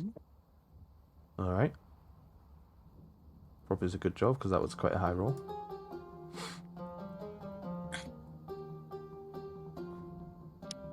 That's going to be a 12 to hit. That is also not hitting. As the fork attack goes to plunge, you see it coming straight to your chest. Before you can react, you see the great sword of Ziggy just sort of swing up and parry the attack.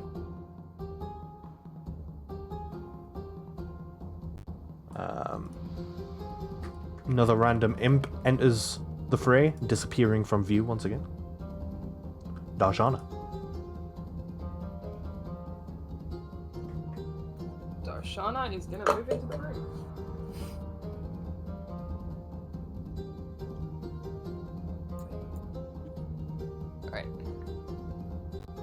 just gonna step under the behemoth in front of her.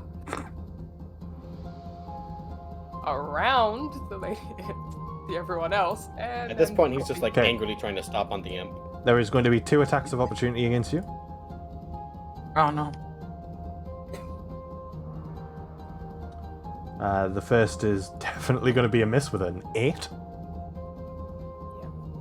The second... Oh, this one might hit. That's a dirty 20. Yep, that hits.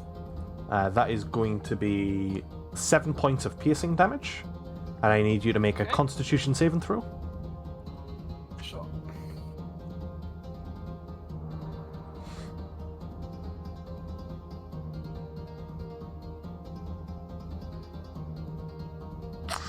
You Could fail. have been better.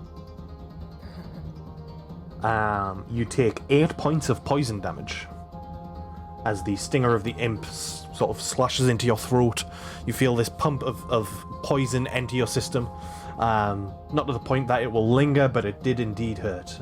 But you do have the rest of your turn. It's gonna try and wail on this guy in front of her. Alright. Alright. Okay.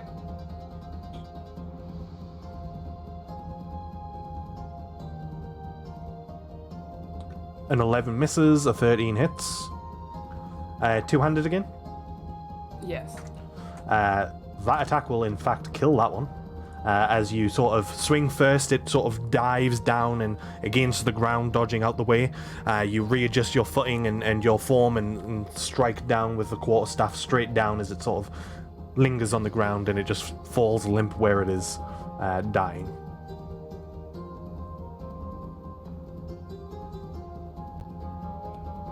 I'm not sure how much movement I just took.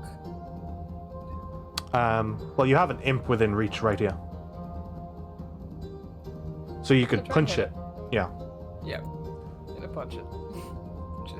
just smack it again. It works so well.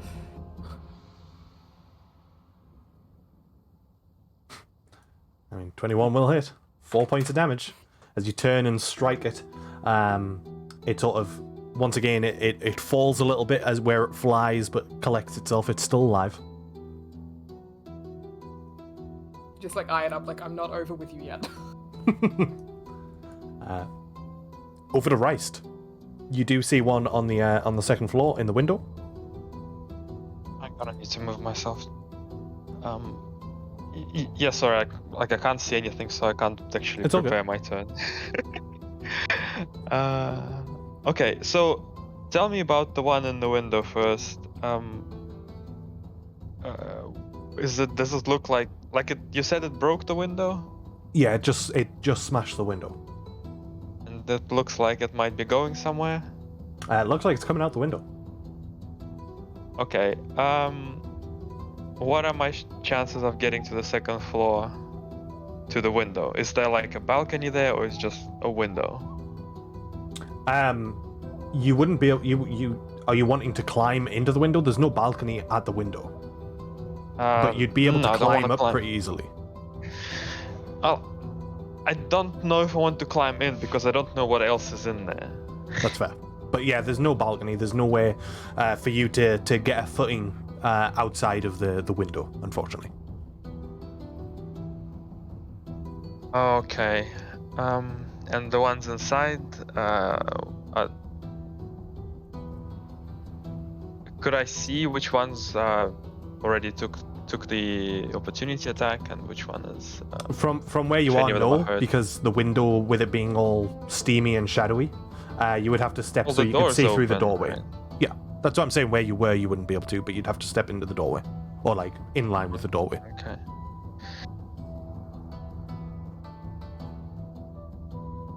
Oh, fine. I'll just boring take another aim shot at the guy in the window. Alrighty.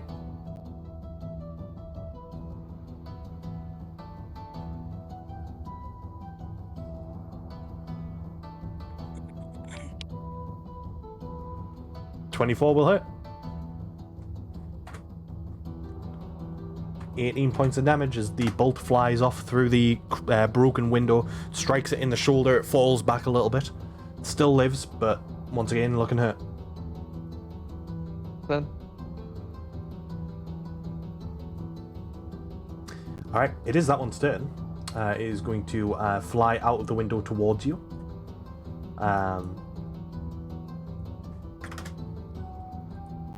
And as it flies towards you, it is going to attempt a bite attack first of all. okay.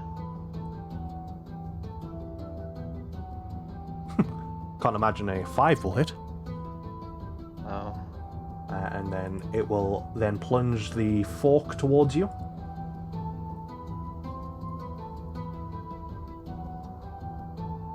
That is a 7 to hit. As the fork No. just misses you as you dodge out the way, it just gets dug into the dirt as it pulls up. Ryzik has fought these many times, so the tactics are very known to him. Easy to avoid. This guy is dead. This guy is dead. Ziggy, over to you. So theoretically, there are 6 different creatures in here with us. 1, 2, 3, 4. You can see 4.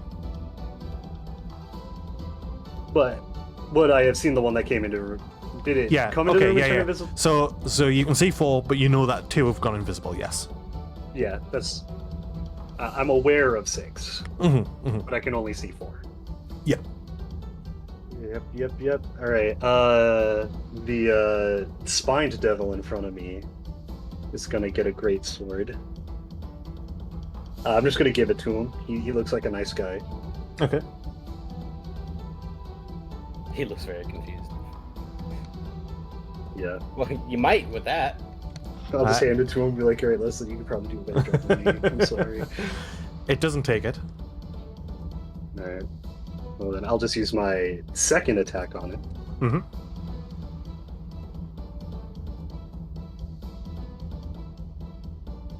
T- 23 will Well, definitely hit, though. Yes. Well, if you don't want it, I'll give it to you.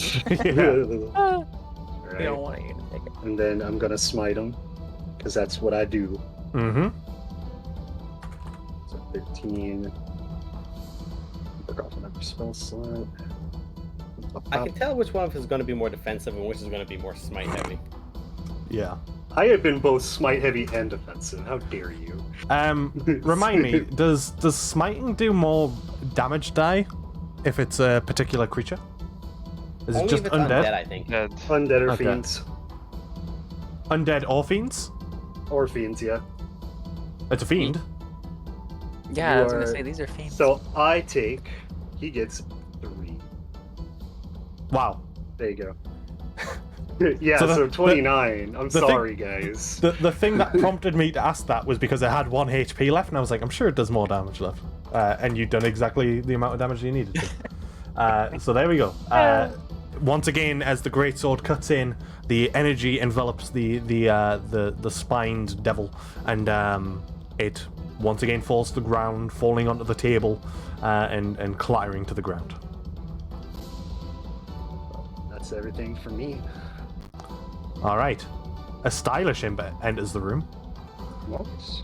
Oh, and got his is hair done. is going to attempt to This attack guy's Ziggy. Gucci. Not very good at fighting though. A 10 to hit, which I imagine misses, and Yeah, it's battle perm got in the way. He doesn't want to break a nail. It's not going all out. that is going to be its turn. Balshor. Okay, let's see if my dice will be cooperative this time. This one here on the left again. Mm-hmm. 2 longsword attacks. Mm-hmm. I've got my fingers crossed here, man. Got you. Roll that 4. Wow, yeah. It's not Yeah! That's What? even worse. Upgraded. All right, second one. Oh no. Hey, I can do something. Do you give him the sword? Ooh, So the first attack just digs into the wood of the wall, but you sort of unstick it and swing the other way. That does indeed hit. Roll your damage.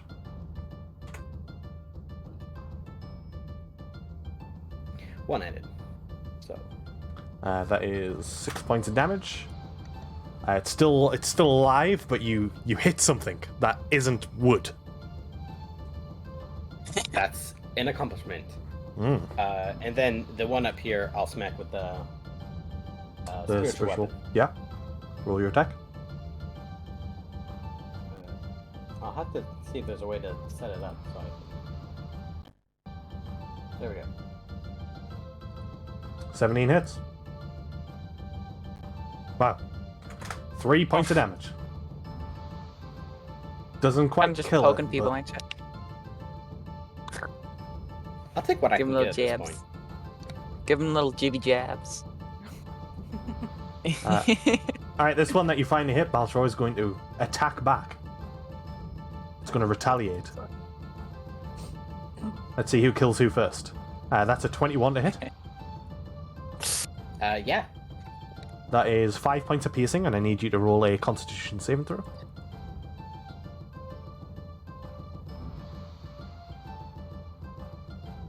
Where were you when I needed you?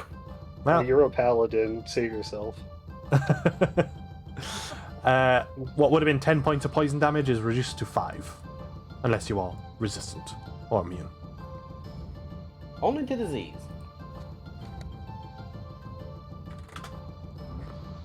Is poison a disease? I don't Well- believe so. Not in the mechanics of D&D. Alright, this one, this imp is going to use its sting attack against Ziggy. Oh, Wow, that dice went on a journey. That is a 19 to hit.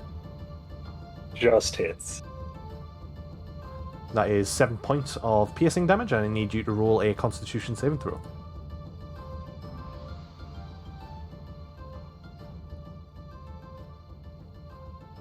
I don't think so. Wow, Oh, these Jeez. natural 20s on All these Constitution saving 20s. throws. What would have been 8 points of poison is reduced to 4. Right. Yikes. Levander. alrighty. Going to attack. Well. Yeah. Okay. So I'm going to. Well, how do these two imps look? These two. How are they looking? They both look pretty bad. Okay. Then and how does this one look? Equally bad. Okay. Then I'm not gonna worry about that. And just attack this one right in front of me then. Alrighty. One-handed? One-handed? Yeah. You have to get into the what is the word routine of saying how you're attacking it before you attack, Got it. because Understood. it Well, that determines the damage. But a 12 Okay. just misses, Yep. unfortunately. Dang. Okay. Well, that's fine. I do have 2, so Mhm. we're going to swing again. This time, gripping it gripping it with a second hand and swinging Alright. back. 14 will hit.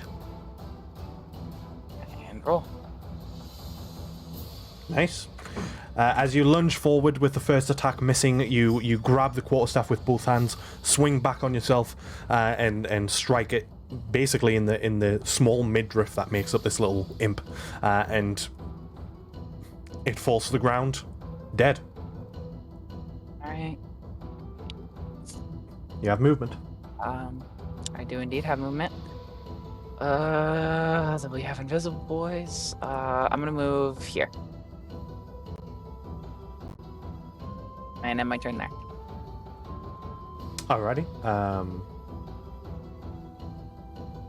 Cool.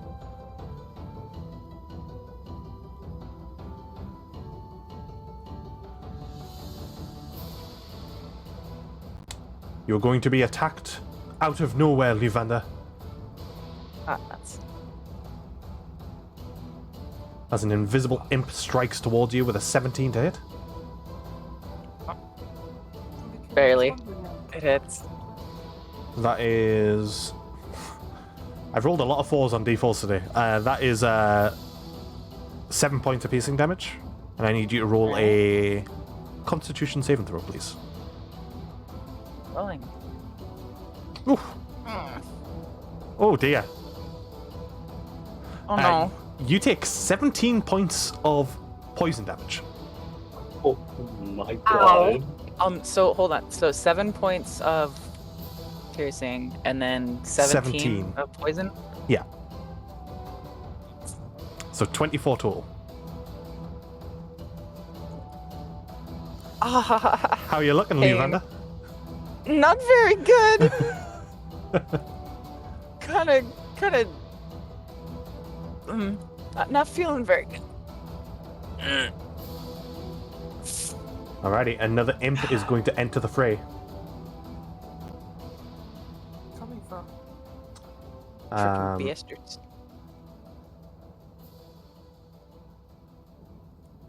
It is going to attack towards Darshana. With advantage. That is a dirty 20 to hit. Oh, I was sorry. I zoned out for a second. Yeah, I think you've used your reaction, if I recall. Not this turn. I have not. Not this turn. You haven't? Nope. Okay. Oh, you want to use it? Yes. Save me. Curious. Where Technically, is the imp attacking? it's invisible, so it would reappear here.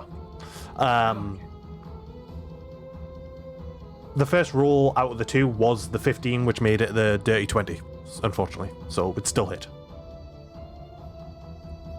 Well, Darshana actually. Does a 20 hit? Yeah, it Yeah. is. Alrighty, that is... I need you to roll a Constitution saving throw for me. That is another 4 on the d4. That is 7 points of piercing damage. You save. So you say... Poison gotta hurt That hovered on a 2 for a second there. Oh my god. You take... So you take the 7 points of piercing damage. You also would have taken 17 points of poison damage again. Reduced because you saved to half of that, which is 8.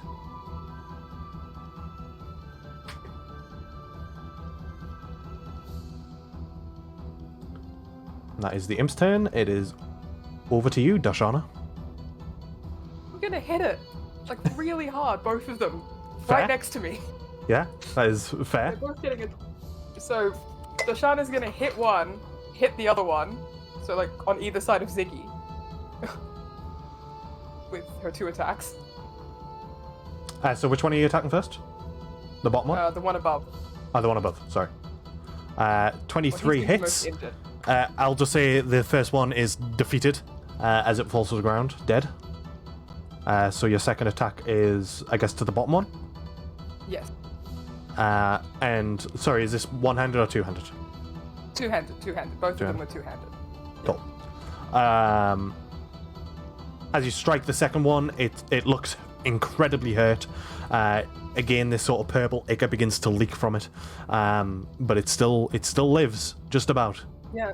Punch it. Hold on. Yeah, I'm gonna punch it. Because it hit me. Yeah? I'm gonna punch it with both of my attacks. If it doesn't die first.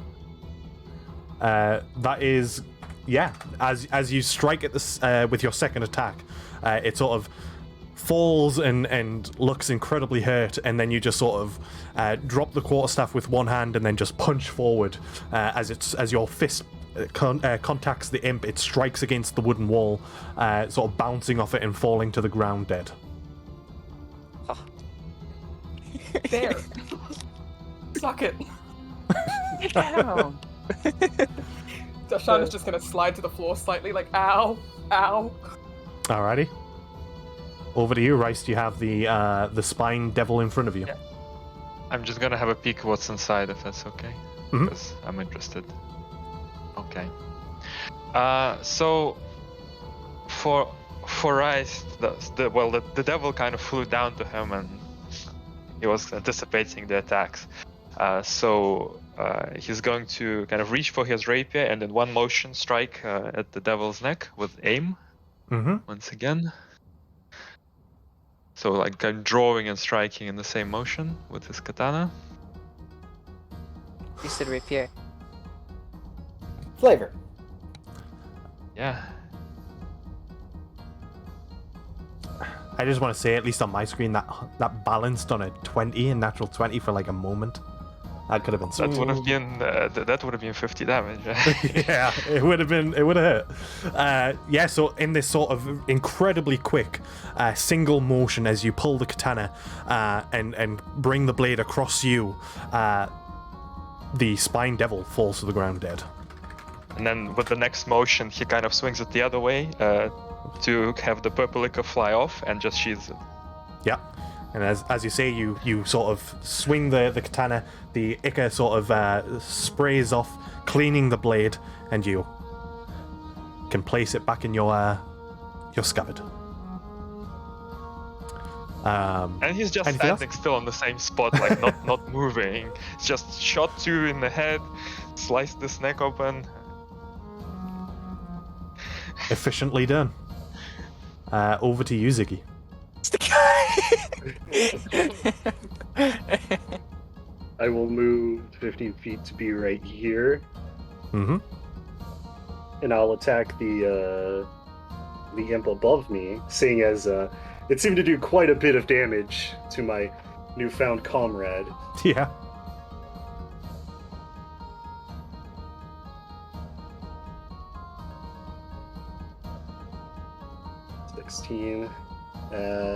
And to be completely sure, to nuke it from orbit.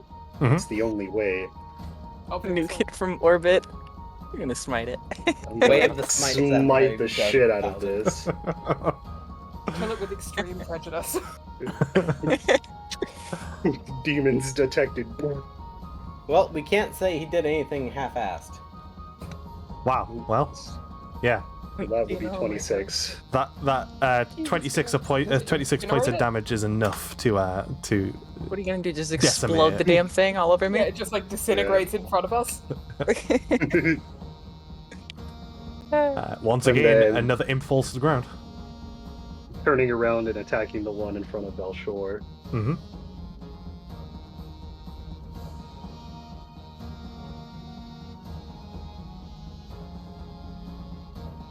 Yep.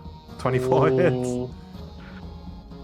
Do You've I gotta be want? almost out of spell I'm, slots. mate, I'm gonna I say have- a strong wind will blow this one over, so Yeah.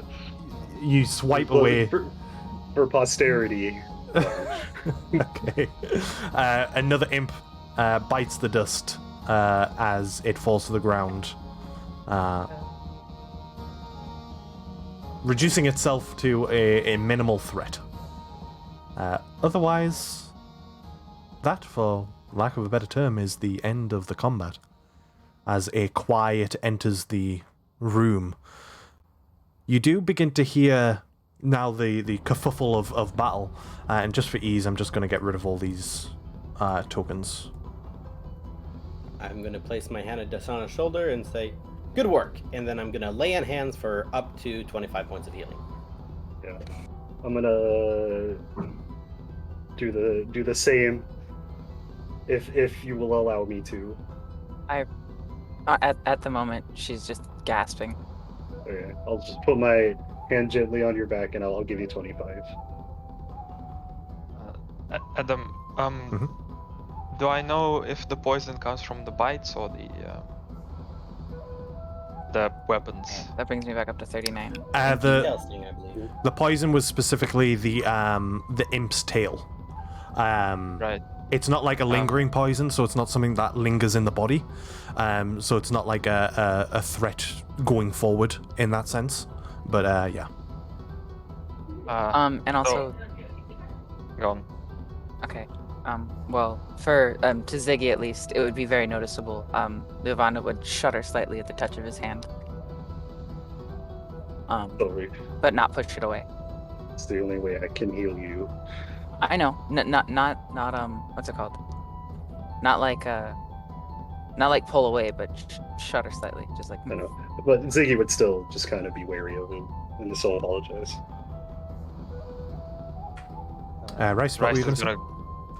in the room and just look around, see people. Well, he obviously saw people get hurt, and say, if anybody got stung by the imps, I have some herbs that help ease the pain. The poison doesn't last, but the herbs help. I think I'll be alright. Thanks to Ziggy here. Yeah, no lasting damage on my part either. But as I was saying, like, as the silence does take the room and the house, you do hear this sort of, and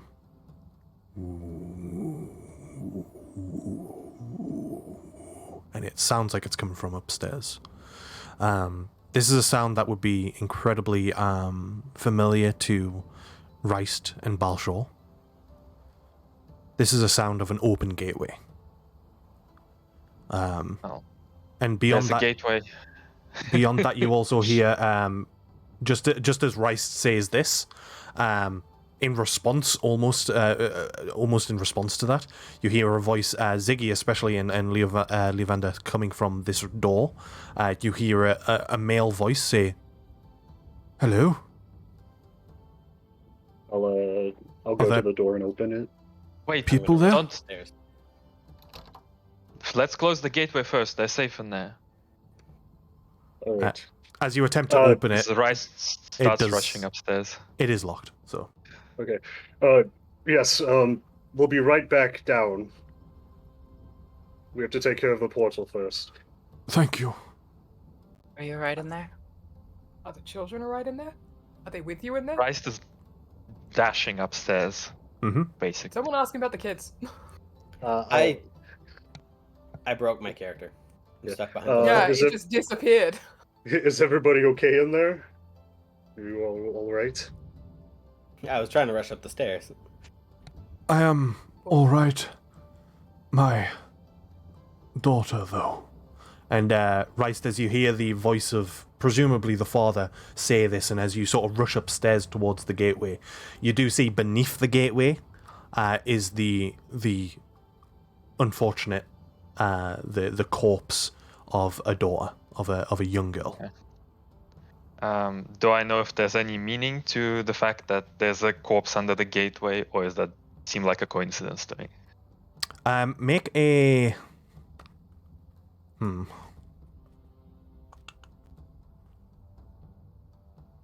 But I'm not like thinking about it for a long time. No, Essentially, I know. I'm I'm just thinking drawing about it my for a long katana time. and sticking it into the Yeah. thing. Make a, I'll say an Arcana check, but with advantage, just due to your knowledge and expertise.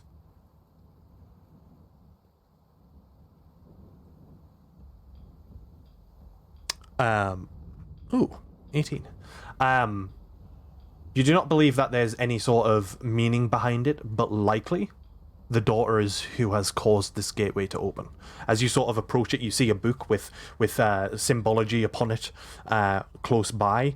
You see the symbolism that has been sort of not carved, but created in some form of blood, likely from the daughter themselves. And as you sort of see this, you approach the gateway, once again, I assume pulling the katana and plunging it into the gateway. Just roll an attack for me, please. I'm watching from behind on standby. Mm-hmm. Yep, you pull the katana, you lunge the katana in. You know that really you don't want to be to the point where your hand is entering, so you sort of hold it, and it does require a little bit of sort of concentration to hold it in there for a little bit. So I am going to require either a... I assume for you it'll be a dexterity-based check, so just a dexterity... we'll say a dexterity check, yeah. So yeah, as you hold the blade in, there's a sort of... With these gateways, there's sort of a push and pull. You feel this sort of ever-present sort of pull towards the center of it, so you have to sort of strain your hand and keep it centered as you hold the blade in for a few seconds. But after a moment, the gateway begins to crackle and begin to shut tighter and tighter until eventually, almost as if it's being sort of sucked into the blade itself, just dissipates. And it is no longer before you.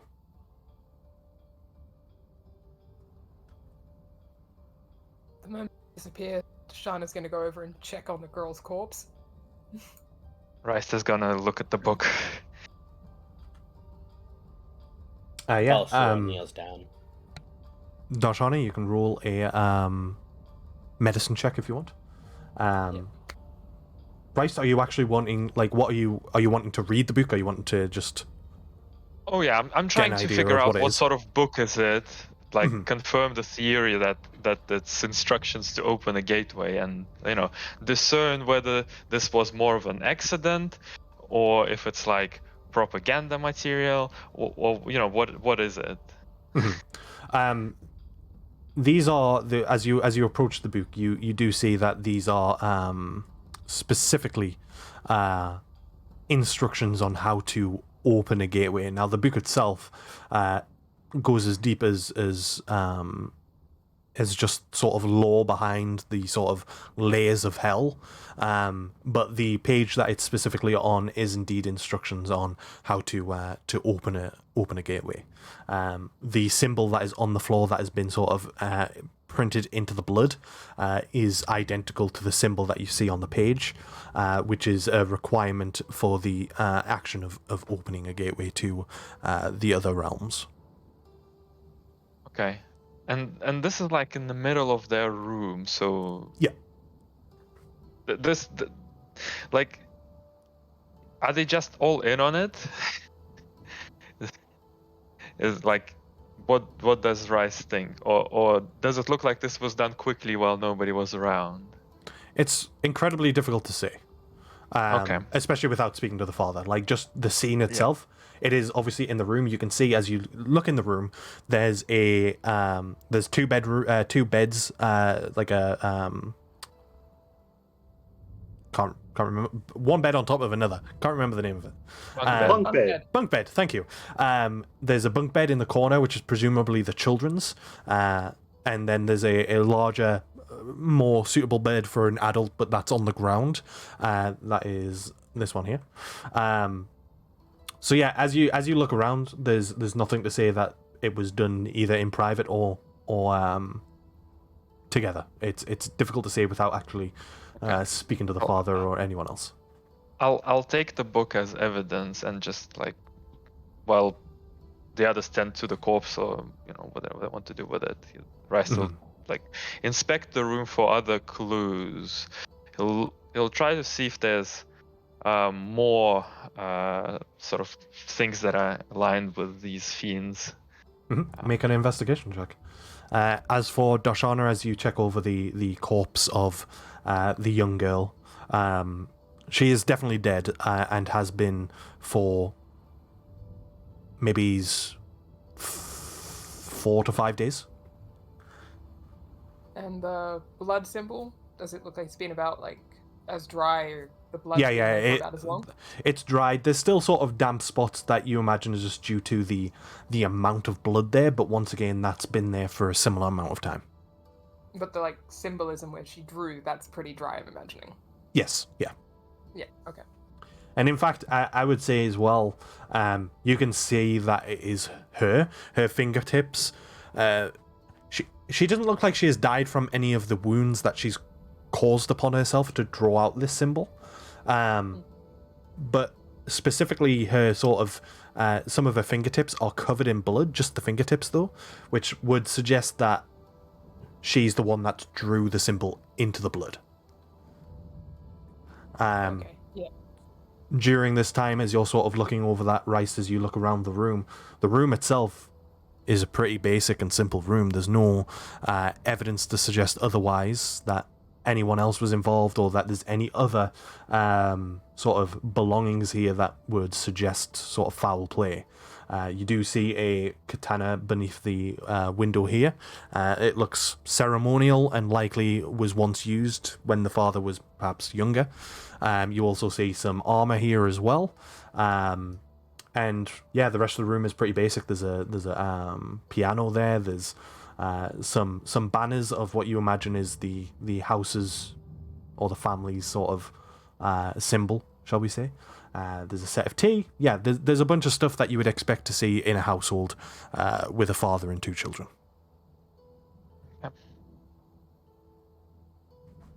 Career protect her soul. Yeah. Closed, by the way. And then me and Ziggy are trying to talk to the father through the door. Yeah, what you wanted to say? Your daughter, is she all right? I might be able to help. Start heading downstairs. I do not know. I returned home. And For this? yes, Do you open the door? It's locked. We've Make a taken persu- care of the Make a persuasion check.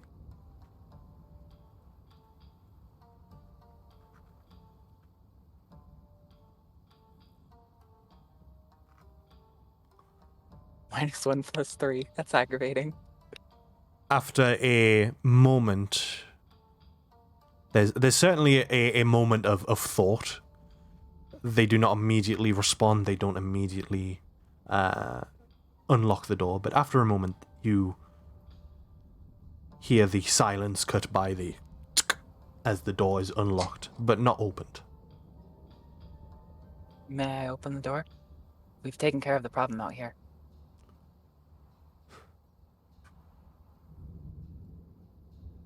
yes. Promise. And he will actually open the door himself.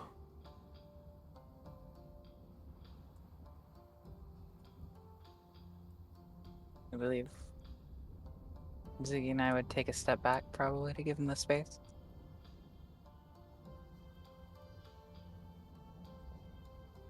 And he will step out. He does have another weapon upon him. It looks more like a sort of wooden, I guess a sort of half a quarter staff. It seems. Maybe he uses it for walking, like a walking stick or something. But he holds it in a way that is more of an offensive style, as he sort of leads with it as he comes out, and you can see his backhand is sort of gesturing to, as Ziggy can see as he steps back, his son. He's sort of gesturing to his son to stay back, as the father sort of takes in the room. The daimyo of Nara sent us. I believe he said you were his friend. He is a good friend. I appreciate this. Alright. Thank you so much. We brought rations and supplies, but I don't believe staying here would be safe. Especially if these things have shown up, they may show up again. I'll turn to Don't Rice. think they're showing up again, but I don't think you can stay. What did you find up there? Right, okay, take out the book and show the father. Have you seen this before? You see a quick change of expression. An expression of concern and worry was initially on his face. But as you sort of pull this out and face it towards him, that concern is still there, but it also turns to disgust as well. As he sort of falls back slightly and takes a step back against the wall that's behind him, he shakes his head and says, I have not seen that before. No. Yeah, can I insight him? You can. Roll an insight check. I believe I fixed it to do it correctly with my sheet. Yeah. Yeah. Cool. So yeah, as you look at him, the expressions are I don't want to say exaggerated because that makes it sound like it's intentionally exaggerated. It's just an intense look of disgust and concern. But from your point of view, they're genuine. I believe you, but unfortunately, we found your daughter in possession of this and using it Where is she? upstairs. She's Or dead. was. Yes, and what we believe she was the cause of this. As you confirm the fate of his daughter, he does fall to his knees. He drops his half quarterstaff as it clanks to the ground, and wood hitting wood, it echoes in the room. Eventually, the son will step out of the cupboard, and Ziggy and Balshor, from your point of view, you can see in that cupboard they've been living in that cupboard for a good few days now. There's not a nice smell coming from it, and there are sort of tearings of rations that are kept in the corner that they've likely been feeding on, shall we say. But the son sort of comes out and sort of places his hand on the father's upper back, kneels down beside him, comforts him.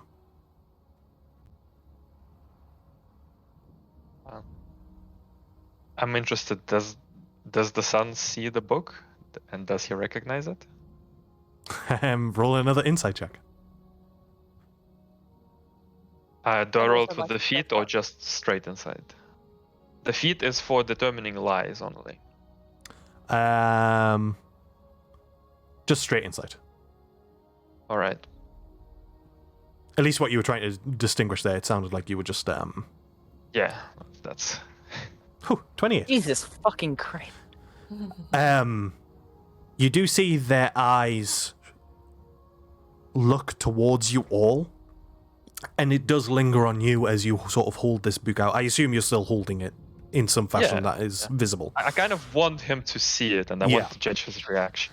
As the son looks towards it, the eyes quite swiftly and sharply dart away and back to the father. Okay. So I assume that he recognizes it. At the very least. I'm gonna give you a lot here with a 28.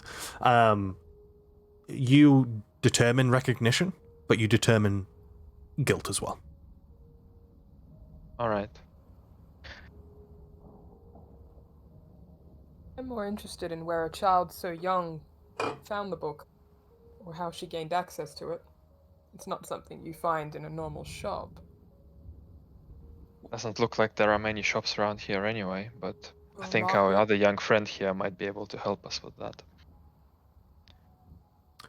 As the father's tears fall down his cheeks and you say this, he sort of looks to his son. The son sort of steps back a little bit, and you see a tear sort of roll down his cheek as well. He just says,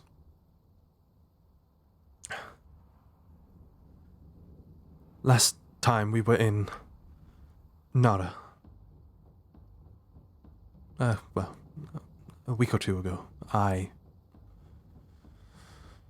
saw her looking at it in the market. It was being carried by some merchant, a trader, just someone who had set up a stall.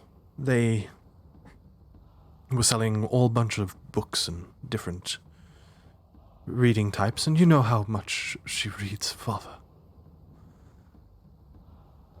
She wanted it. I'm sorry. You bought your sister a book without knowing what was in it? It's not his fault. I'm not Yeah. saying it is. The Do you father remember?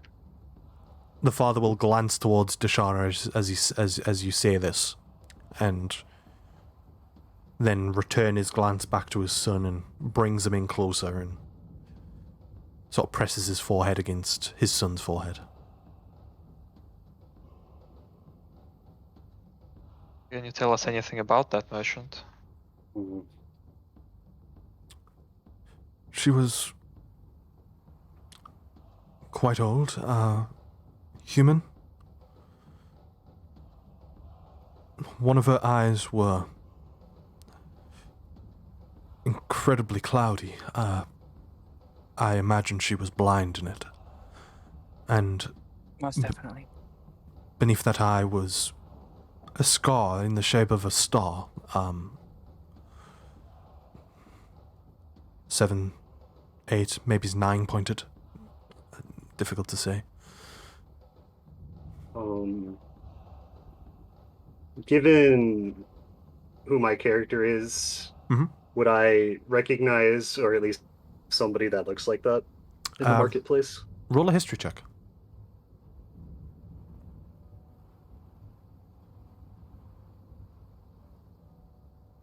I know nothing. Oh man, Oh, that's unfortunate. Well, As you think back, nothing of that description sounds familiar. I mean, you see a lot of people, and although that is a very, specific person, you see a lot of specific type of looking people. yeah. So So, nothing that stands out to you, at least. yeah. Well, I used to do a lot of business around the marketplace, but I've met so many people with weird things or off things about them. I can't place a face or a name. She was, as I say, in the marketplace. She had a black market stall, and she was accompanied by a dog of some kind.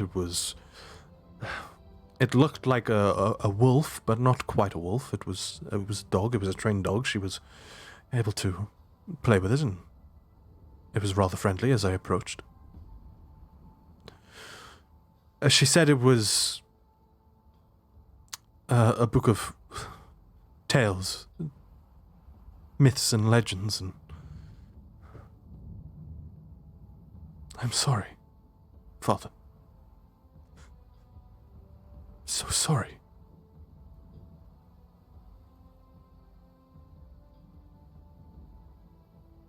And the father just pulls his son in closer, and he says it quietly, attempting a privately say it, but you can all hear it as he says, "You are my only son. You weren't to know, son. You are forgiven in my eyes and Kriya's." And the father pulls him in closer.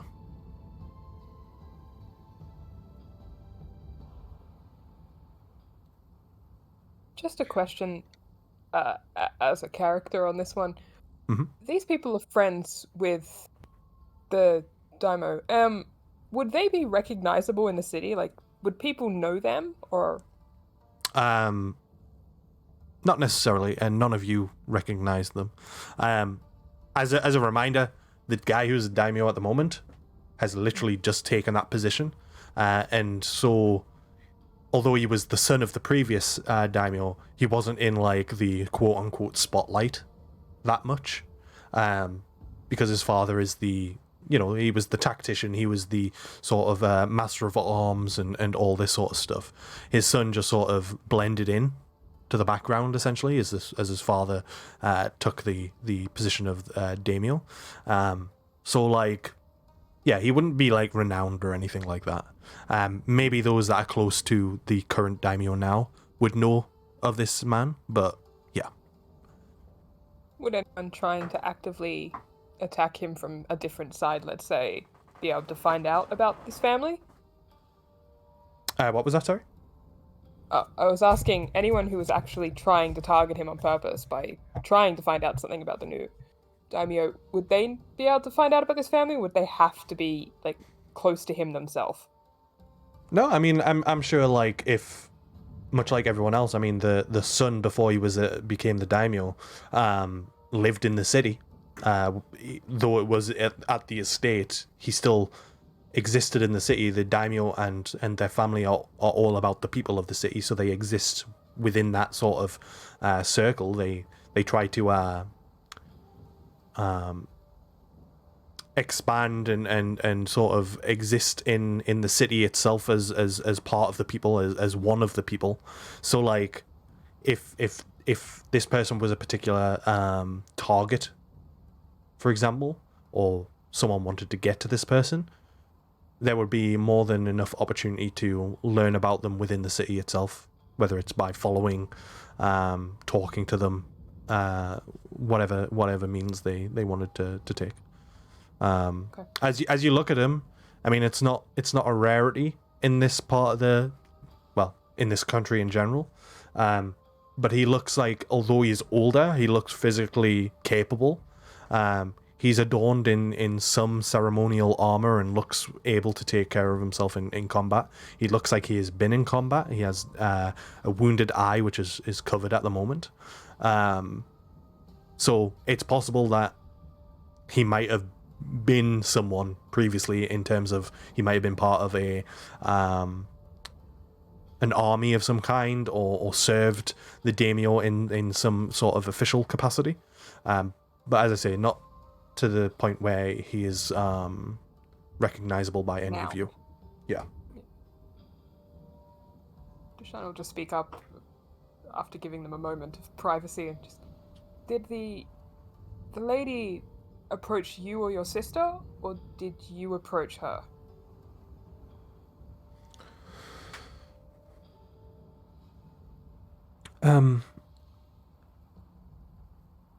I was just passing through the marketplace. Every week when we go there, our father gives us some coin to spend, just to pick up a few things for ourselves. And when I was looking around, I saw that my sister was at the stall reading. At the time, I didn't think anything of it, so I didn't question it. I don't know whether she approached the stall or whether she was approached by this woman. I don't know. Would you feel more comfortable if we brought you back to Nara with us? The son will look to the father, and the father will look back and say, "This is our home." What's his name? His name is Akuma, did you say? Akuma Kiyomi. Okay. For Sorry, ease- I cut you off. No, it's all right. Just so I... Akuma Kiyomi.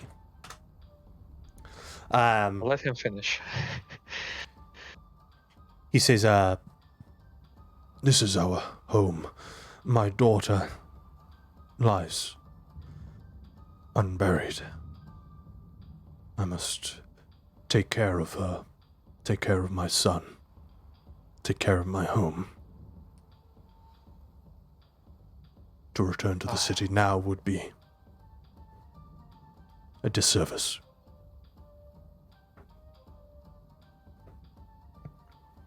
Beljo will just nod. We And can he's give you actually- time to finish your current responsibilities and rest until tomorrow, when we will leave for Nara. But I think we both know that Daimyo will want to speak to you. And to back that up for you, Rice, as well, as the father was saying this, you get the sense that the son, I'm not even going to ask you to roll, just because your passive insight would pick this up. You get the sense that the son is not eager to leave, but more eager to not be here, to a degree. They just don't want to be in this building, this house, this room, whatever it might be at this moment in time. So when you say this, the son sort of gives an acknowledging sort of nod and sort of looks to their father to also sort of reaffirm this idea. And the father looks to their son and gives a strict but acknowledging nod himself, just a single nod. "You speak truth. The daimyo will want to see me. Thank you all. You are welcome to stay here if you want, but I understand if you wish to sleep outside."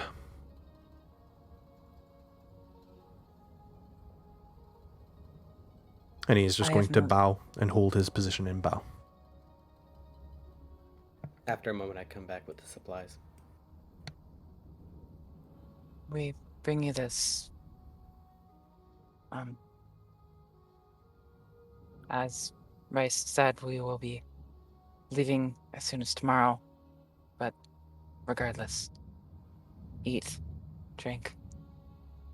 If you really have been staying in there for some time now, you must be hungry. The father nods. The son shakes his head, sort of somewhat enthusiastically as you can in this situation. And I will. Christ will bow and leave, I guess.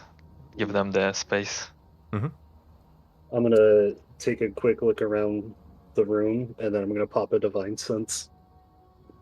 Okay. As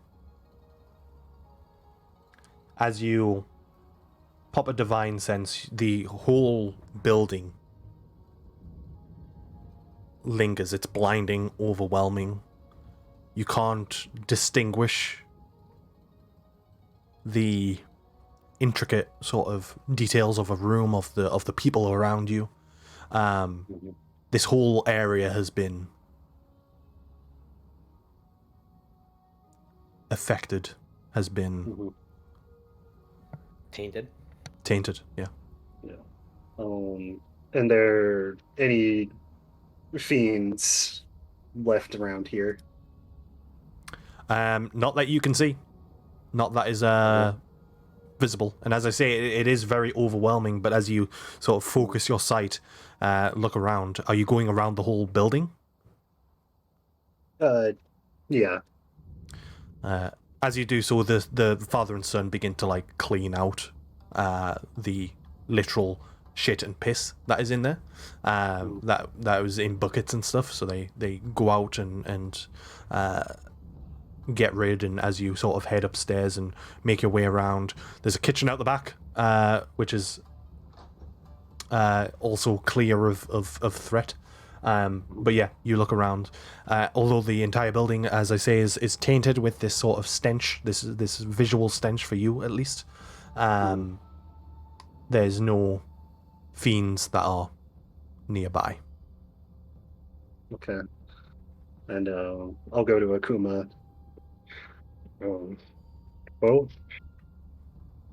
There are no immediate threats around, though, as you can guess, this place is incredibly tainted. He bows his head once again and... Thank you. Once again. Paladin of Korea. I'll bow.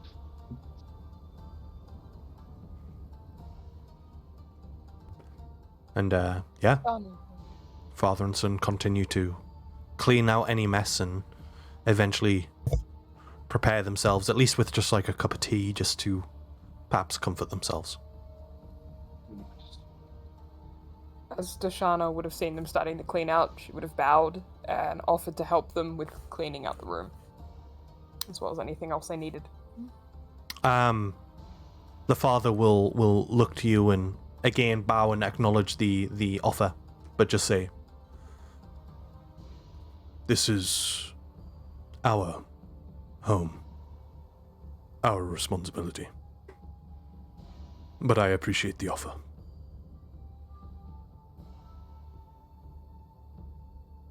Bow again, acknowledging it. Probably head outside then.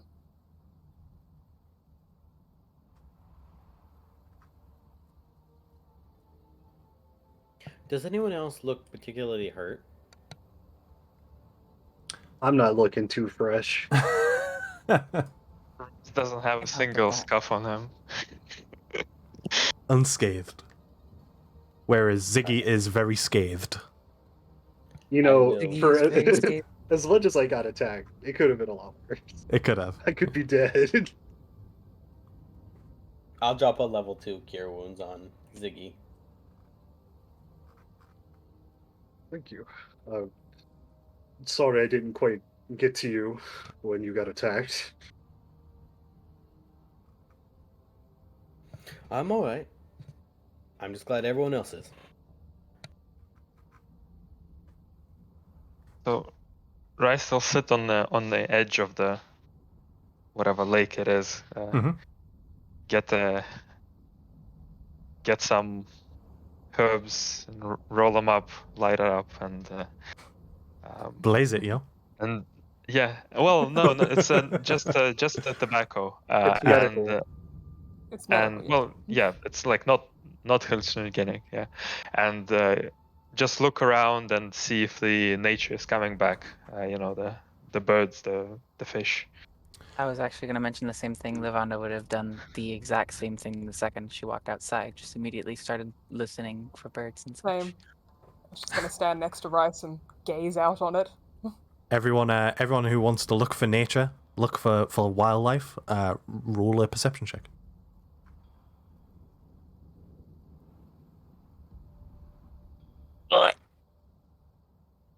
God damn it.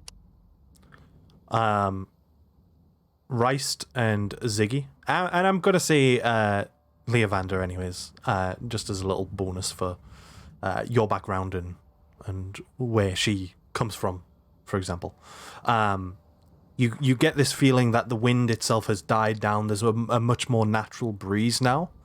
There is no immediate sort of reoccurrence of animals, but there's just a feeling now around this area that feels more hospitable to wildlife. There's not That's an tense. aggressive, yeah. There's not an aggressive wind here. There's not an aggressive sort of quote unquote vibe. It feels like it has returned to a degree back to its normal, natural form.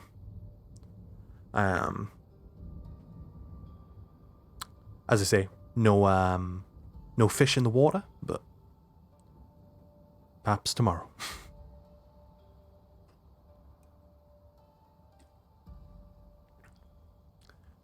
Is anyone wanting I to? wonder. Sorry, go on. Yes? I wonder what would have had her think that would be such a even remotely reasonable thing to do. I mean, I doubt It's it not was I mean, a pure intention. kids are impressionable. true. I don't We've know. all done stupid things. Myself included, I've done many stupid things, but Did you cut your hand open and summon a portal to another realm? well, depending on how much I knew, maybe. There It was could a have been time in which I influenced. wished nothing but that, but I don't understand what would make. But I don't entirely understand what would make this child choose such a path. Precisely. There are I many understand why one situations, would choose such a path, but but this this one- child? I know nothing about. And Well, first things Who knows? first, when we get back, I'm gonna go check out the market. I'll join I you. agree. Would definitely be the best case. Search for this accursed bookseller. What And did I the child guess say? A older woman with a older blind eye? woman, blind eye, with a 8. 7 to 9 pointed star Mhm. inside of it. With a wolf I dog. can With a check at wolf the dog. barracks as well and see if any of the men there have seen it. Mhm.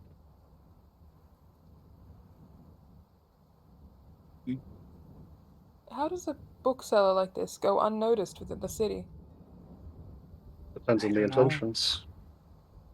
Maybe they simply just actually had good books previous, but for whatever reason, For some reason that seems unlikely at the moment, though, doesn't it? I don't know, honestly. Based I'm on my unsure. knowledge, is anyone free to go to the market and set up a stall? Yeah, that. Yeah. As long as there's room and space. Basically, there's like, there's the usual shops in the city, but then there's a particular sort of market stall area where it's basically first come first serve. You don't need like a license to sell or anything like that. You can just show up and sell your goods, kind of like a sort of car boot sale or something like that. Yeah, because there's probably Probably. a decent amount of traveling merchants that would come through. Yep. And there's a So- lot Would of there be any tourists. sort of like? Would there be any sort of guards in that area checking out to make sure, like, lack of crime and such? I mean, it's a market center, so you would expect guards to be at least close by, but whether they would be investigating the sort of particulars in terms of what people are selling, maybe they should be, but whether they do is maybe is another question. Yeah, it's not like they're going around investigating everyone's stalls, but they'd certainly be keeping an eye out and making sure that no one is sort of pickpocketed or sort of hounded in any way, shape, or form. You know, they're more so keeping an eye out on the people buying as opposed to the people selling. Rather brazen of her to be selling in such a high traffic area. A single person recognizing such a book before the girl did. That would have been quite the disaster for the woman. I doubt she was just selling this book to everybody, or that she Yeah. was a normal merchant. Likely, Someone the with bad intent. book was kept for somebody who could be influenced, charmed. I've had to deal with such mages who possess the power to influence other people, make them do things they would never do on their own. Child is an easy target. And the common folk, well, not just the common folk. In these lands, this is a rare sight. Nobody expects it. It's easy Picked to her target get well. away with it in plain sight. Not only a child, but an isolated one too. Mhm. No one knew anything was happening for several days. Could have gone on longer. Indeed.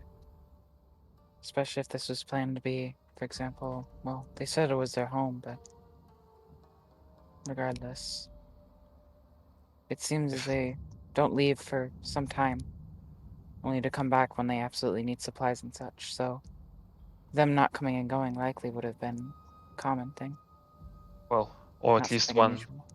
that could be expected. Perhaps if this is true, the woman didn't know that the daimyo would be taking interest in this and sending somebody to investigate. Perhaps she was Perhaps she, expecting that this was a remote family who nobody would remember for months. Mhm. or maybe she may have known something about that it was that they were connected to the daimyo. Who knows? Targeted the girl specifically. That's a rather risky thing. Yeah, Because if you're connected to the daimyo in any way and something goes awry, someone's surely bound to check up on you. She, Exactly. So, There are those who Yeah. sow the seeds of chaos simply for the hell of it. what if she were to think that this was just a random remote family then? it could be either. Well, Both have their value in the thought, but mhm. whether it was a targeted attack because of their connection to Daimyo, or they didn't know that and they Choosing targeted them anyone. because she was isolated. Either way, the end still ends with what we have now. No use making assumptions at the current moment. Agreed. Though it doesn't hurt to have ideas. Mhm. When we get to the marketplace, I have a few people that I'm familiar with that I could ask. Then ask we shall. Yeah. How difficult does this look to cross? I'm going to say someone as bulky and heavy and sort of clunky as you is probably going to have a little bit more difficult than someone, say, like Darshana or Leovander or Reist.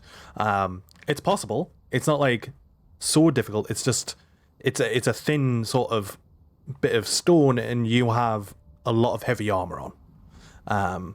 It would be made much easier if you took your armor off, for example. I will say a prayer to career to the altar from back here. Just shout it over. Hello, can you hear me? Prove a point. Darshana's gonna try and cross it. All right, roll an acrobatics check. Giant man.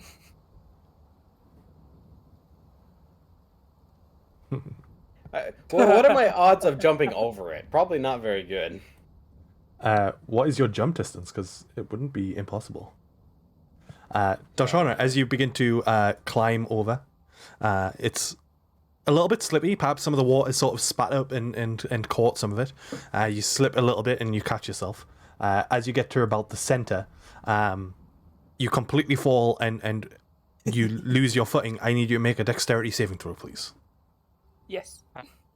I imagine Rice can see this happening and he's enjoying the show. Yeah, you're just having a good smoke on the edge of the ledge there. You see the Everyone's form come of over to watch Dashana fall into the water. Yeah, I imagine from Rice's view, it's like you see Dashana's sort of head bobbing along, and then it just disappears from view as it just falls straight down. Dashana, you land.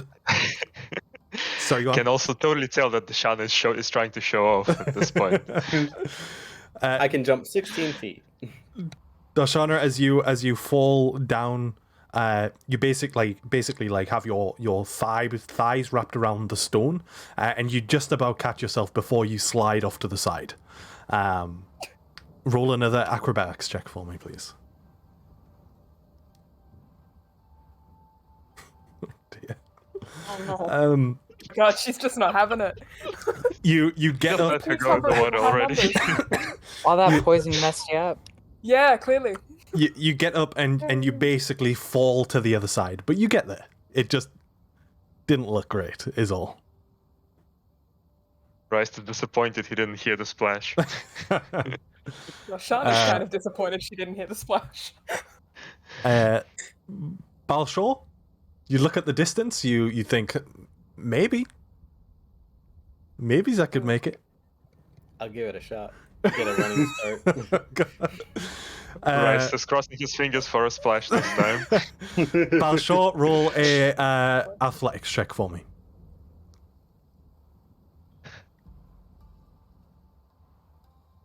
Not terrible. Not terrible. You take a running jump. Got the wrong tool. You take a run jump, leap off the edge, run, basically jumping towards a bush. It's the closest point of the sort of two land masses, and you land right on the edge. Your footing sort of digs into the ledge of the dirt that eventually leads down to the water, and you just grab onto the bush, and you hold yourself. You do not fall back. Shana's gonna poke him. Just before we get like the most impressive, she's just gonna go boop. Balshaw, roll a concentration check for me.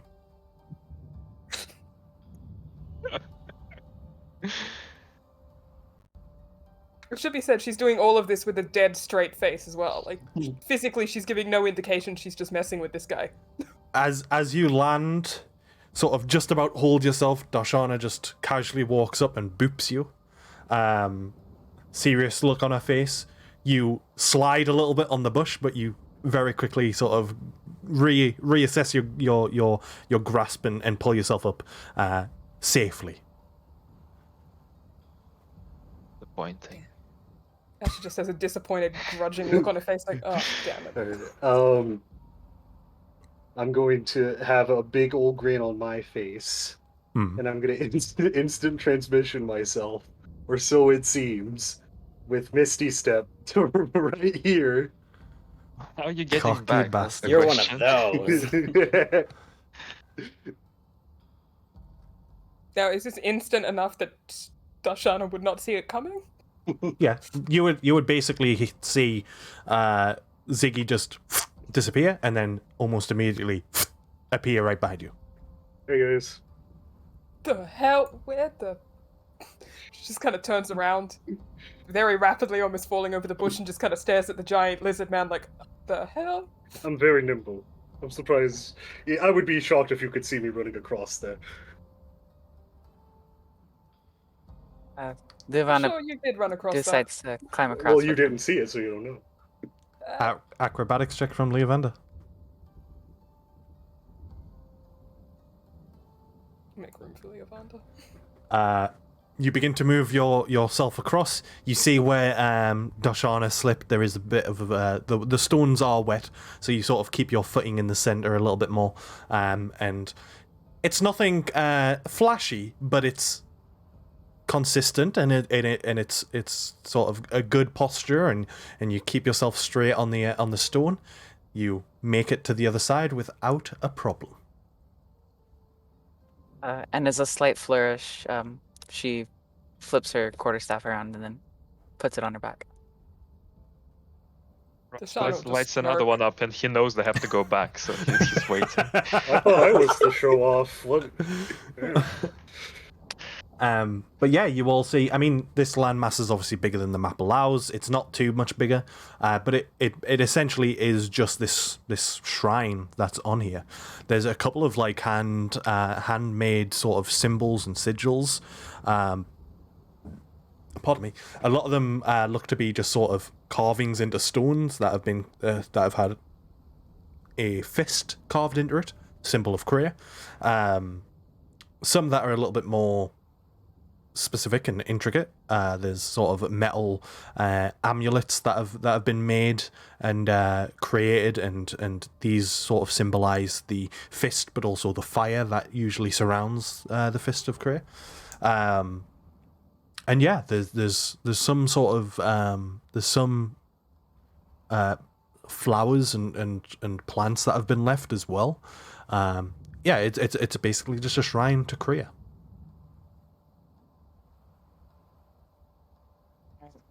Devanda takes a knee in front of it, Anda right next to her, and then they both bow their head, and then and then they both push a fist forward. It looks a little funny on Anda because she picks up basically one of her feet and then just curls the claws together and pushes it forward, but she does it regardless. You receive 7 temporary hit points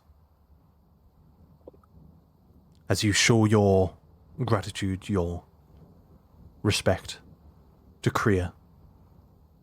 A quick blow of the wind passes by, and Levander, you just feel a little bit more energized, a little bit healthier, a little bit protected. Deshaun will just watch a bird bow to Kriya for a hot minute, just absolutely astounded by such an event, before bowing as deeply as she can and still staring at the bird like, what the hell? Okay, that's new. Just bowing at the shrine of Kriya, just looking at the bird out of the corner of her eye like, the hell is that bird? Are you all bowing? Yes. I'll sit on my knees and bow from there. What were you going to say, Levander, sorry? I was gonna say, would she notice Darshana being like, what the hell? About the bird? Yeah. Impressed. She's impressed. It's just like, that's amazing, what the hell? She alright, okay. a soft chuckle is audible, and then she's like, I can explain if you so desire, since you are clearly so curious. Deshauna will finish her, like, bow, but nod, like, yeah, do that. As I am sure you, at least, Darshana, would be aware, Anda is the name of my quarry spirit, and along with that, the name of my bird. She resides in her body, and they share the same vessel. Though this bird was when I found her on the edges of life. And well, in order to save her, I asked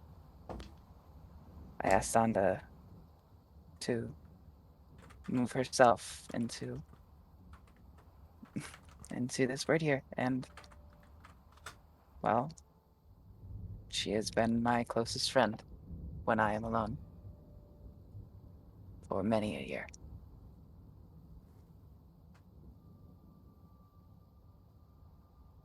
On the crawls into well, like flaps up and lands on what's it called? Lands on her like her wrist and then walks up her arm to her elbow and then just like sets her head against Livanda's as well. They lean over and kind of touch heads together. Darshana, roll a... look amazed, just kind of looking between you and your Kori spirit that is a bird, because she never knew that was possible, and just, well, that's the development. And explains quite a bit. It's kind of like keep nodding to herself, like she's just processing this information, like, okay, that's new. Just at every motion of awe or wonder, Livana just chuckles softly to herself, enjoying the fact that she's able to amaze somebody. Siggy, do you think you can cross again? Yes, do Would crawl you like- across that again. Walk it. Oh, you guys A little want to bit see? slower this time. Oh, okay. Go on. All right. Let me commune with Kriya to give me the power to do so, and I'll do a quick little prayer to Kriya, mainly to ask that he forgive the children, for all their misdeeds, so to speak. Since they're just children, and there's no way they could have known better, even though it resulted in something so catastrophic. And then once that's done, I'm gonna smirk at everybody and Misty Step again.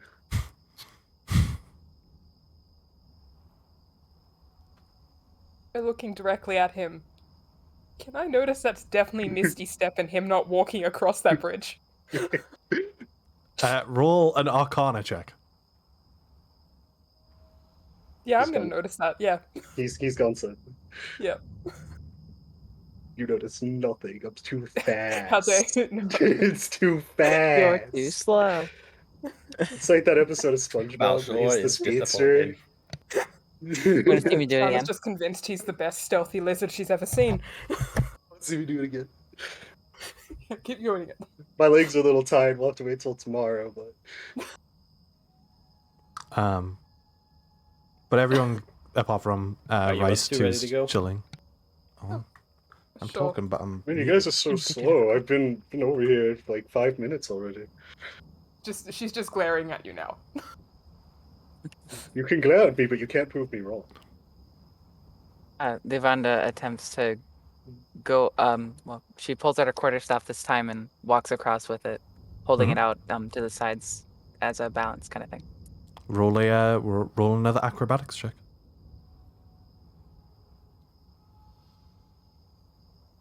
As she gets halfway across, Balshor says, "Fall," and I cast command.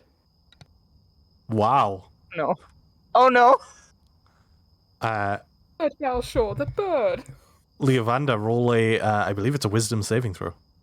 Yep. You get advantage on those, because you're a Kalishtar. Damn Which it. I imagine you're going to save anyways. I'll in wisdom. I'll roll again because that one's a 20. Yeah, you're good. That's an extra. Yeah. I don't believe anything on the spell suggests that the person knows that you tried to cast a spell on them. Right? I believe it's just friends that says if after the spell ends, it's... It doesn't say. No? Sometimes commands. So, Yeah. Leovander, as you're passing over, and once again, it's straightforward. You're walking as if you're just simply walking down a road. You hear the voice of Balshor behind you just say "fall," and you sort of as you moving your way around, you spin your head, and as you spin your head, you do a full 360 as you look at Balshor, and you're able to easily make it to the other side without an issue. Well, I was hoping I No, wouldn't be the first I one don't to think take I a will. bath. I'd prefer not to get wet right now. It's not bath time. And then she heads off. In a nice, quiet tree to lie under. All right, Mentioned bath guys. time. You're coming over here or what? Dashana. Sersha? Why? She's traveled far. Does Dashana actually have any of the ichor and purple bloody stuff from the monsters that she's basically beaten with her fist? Yeah, you'd probably have Yes. some, yeah. Yeah. She's just gonna look at Balshor and then just dive into the water. Nice. Do you want to make it I look didn't good? expect them. Yes. Roll an acrobatics check. Belly flop. Roll the 1. There not. it is. Okay. There it is. As you sort of look to Balshor with this sort of nonchalant look on your face, like, yeah, okay, and then you just sort of jump off, side flip into like this corkscrew like dive. You dive into the water. The ichor begins to sort of run off you. It's sort of in some of your robes and such, which eventually just sort of comes out quite quickly. There might be a little bit of a stain, but you're in the water. It's cold. It's nice. It's refreshing. But yeah, you're in the water. She's gonna pop up, wave at the lizard man, then swim off past the bridge up towards the other end. I'm giving Bye. 2 thumbs up. I'm gonna try and cross this thing, but I'm expecting to hit water. All right, She's gonna acrobatics. pick her up. Being super cheeky, I'm gonna go and hold the end of the rock and be like, "Don't worry, I'll keep it steady for you." As you begin to make your way across, much like Dashana, you get about the center and your foot slips as you begin to fall. I'm going to need a dexterity saving throw from you. Did my Oh, hip I'm great at those. roll that? I'm sure this can end nothing but poorly. You're gonna roll a 1. Or maybe a 4. Wow. Oh, Yeah, nice. It was a 2. Two. Oh wow. As Balshor falls, Ziggy, you holding onto the rock, giving him a hand. Kind of, not. He falls once again, sort of thighs wrapped around the stone. He slides around, sort of, so his head's down below, and then he just slips. The armor around his legs just too metallic, too slippery. Oh no. As he falls into the water, making a humongous splash from such a short distance. But yeah, you Give now him the have a same very 2 wet. thumbs up. Can you swim in all that armor? Yeah. You okay? I'm We'll pretty see. strong. I'll walk along the bottom, maybe. Can you hold your breath that long? Roll an athletics check. Oh no, he's So gonna at, drown. at this point, after hearing the big splash, Rice is going to look up and say thank you. Lashana will throw him 2 thumbs up while she treads water, looking at the paladin slowly drowning. Yeah, I have I mean, he powerful did roll an heals, so 18. I count as He got 18 in total. yeah. I count as large for carrying weight. There's a little bit of a difference between the style. Darshana is very sort of elegant in how she swims, sort of just almost passing through the water as she moves through it. Balshor, on the other hand, is just sort of splashing arms, sort of, you can see that he's just putting all of his might into it, passing through the water. Just he is basically making the water move for him as opposed to passing through it, as he sort of swims through it. Again, this bit Enjoying the of show. this bit of land's easiest to climb, but it's not to say that the rest is impossible or anything. If you wanted to climb up near Rice, Dashana. Yep, she's gonna literally pop up after swimming underwater for a few minutes right underneath Rice and just I'll start give pulling herself the up. Shana a hand. Roll an athletics check, I'll say with advantage if Rice is giving you a hand up. Please don't fail me now, this looks so cool already. Gonna fall back into the water. Let's see.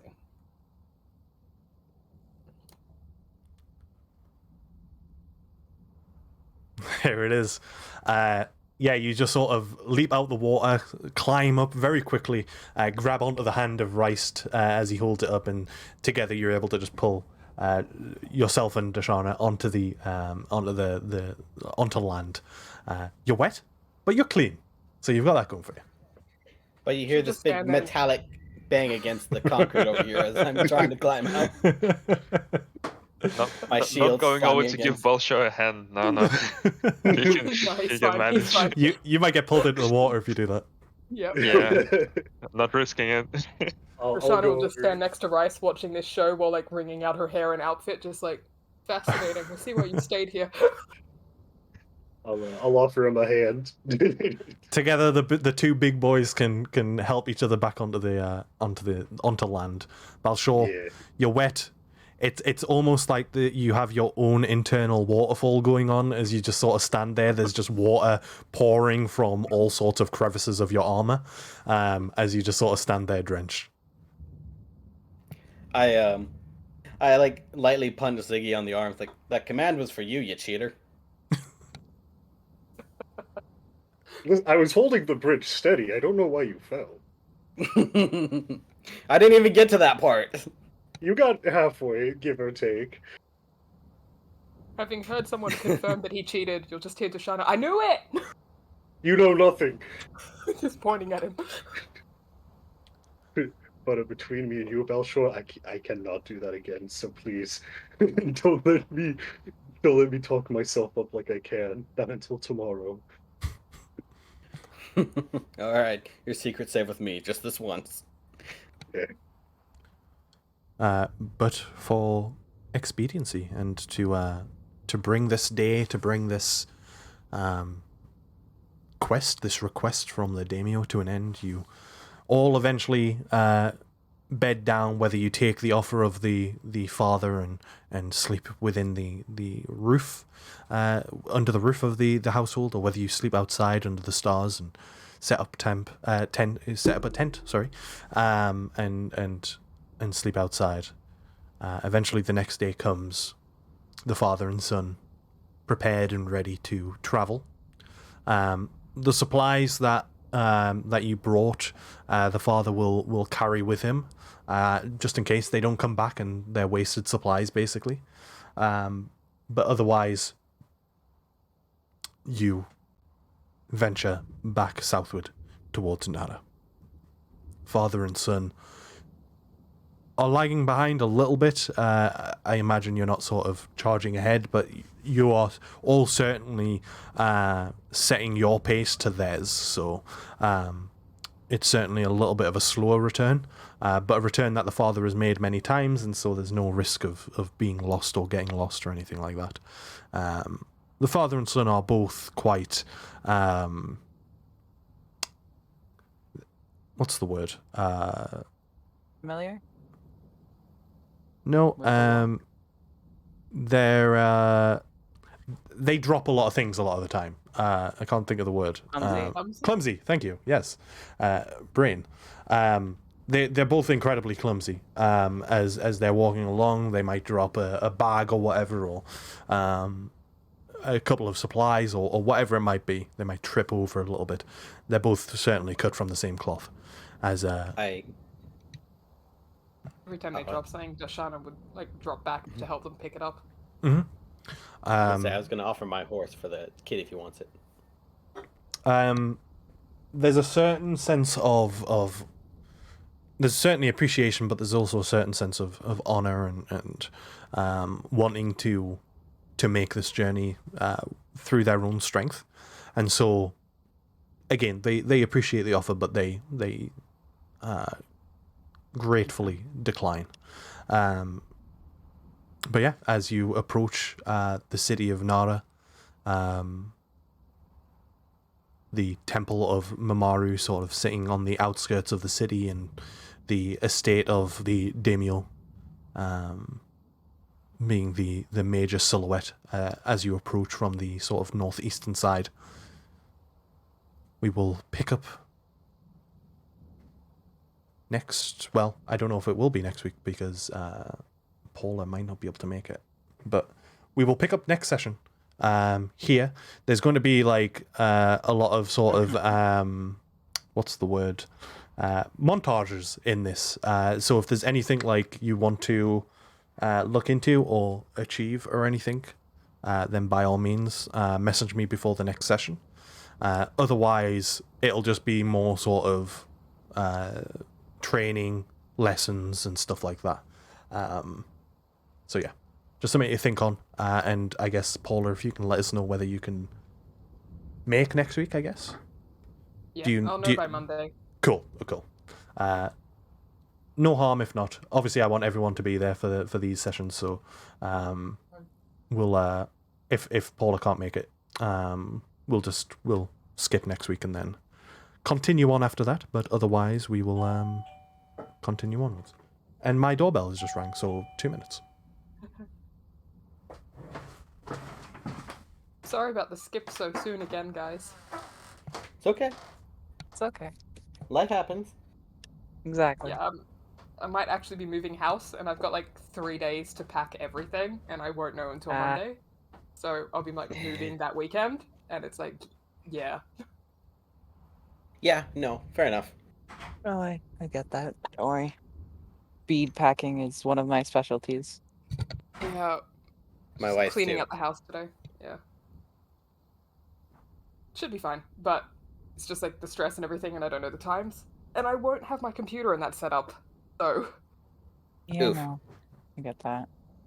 I will have by the next weekend though. So after That's that, I good. should be fine. Won't have any more work crazy or moving stuff.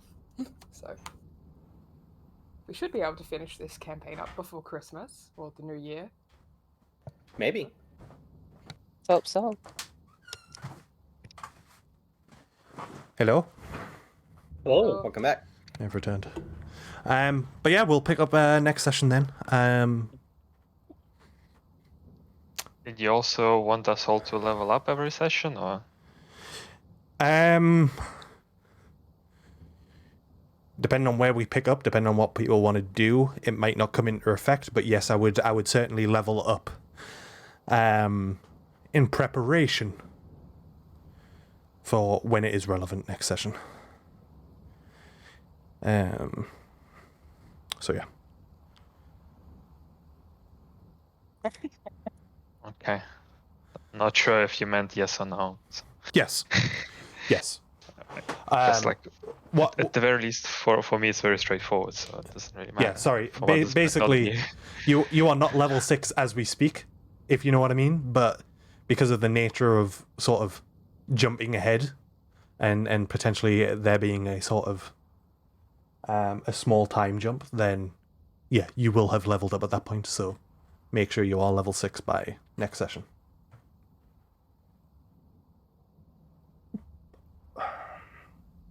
But yes, I hope you all enjoyed yourself. This is a very, I mean, it's not too different, but it's certainly a little more different to my other campaigns. So I hope it was enjoyable for you all.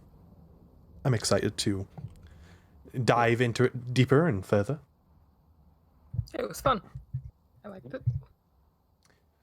I'm liking everyone's characters. I'm liking the bowing. So much bowing. All the bowing, so yeah. much bowing. All the bowing, yeah. All the respect. It's strange because there's no respect in any of the other campaigns.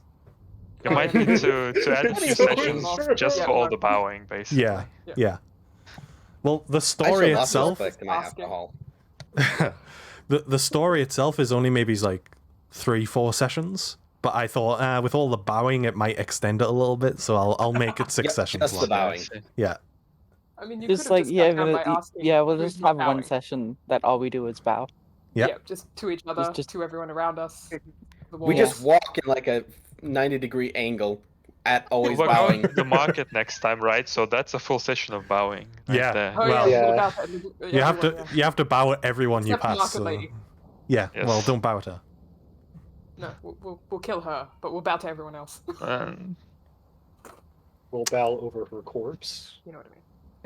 We'll bow We with her won't. corpse. No, I don't think I really want to show her particular levels of respect. Little girl just died. Well, that session was called A Family of Demons. I've got names for all my sessions. Yeah.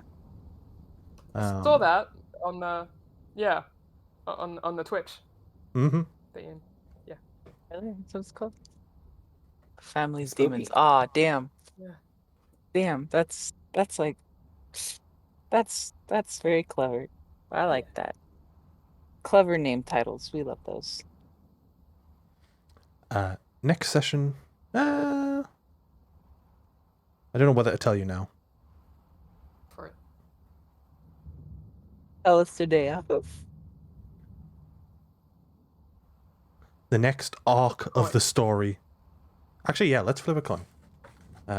Let's do it on Foundry because it makes sense.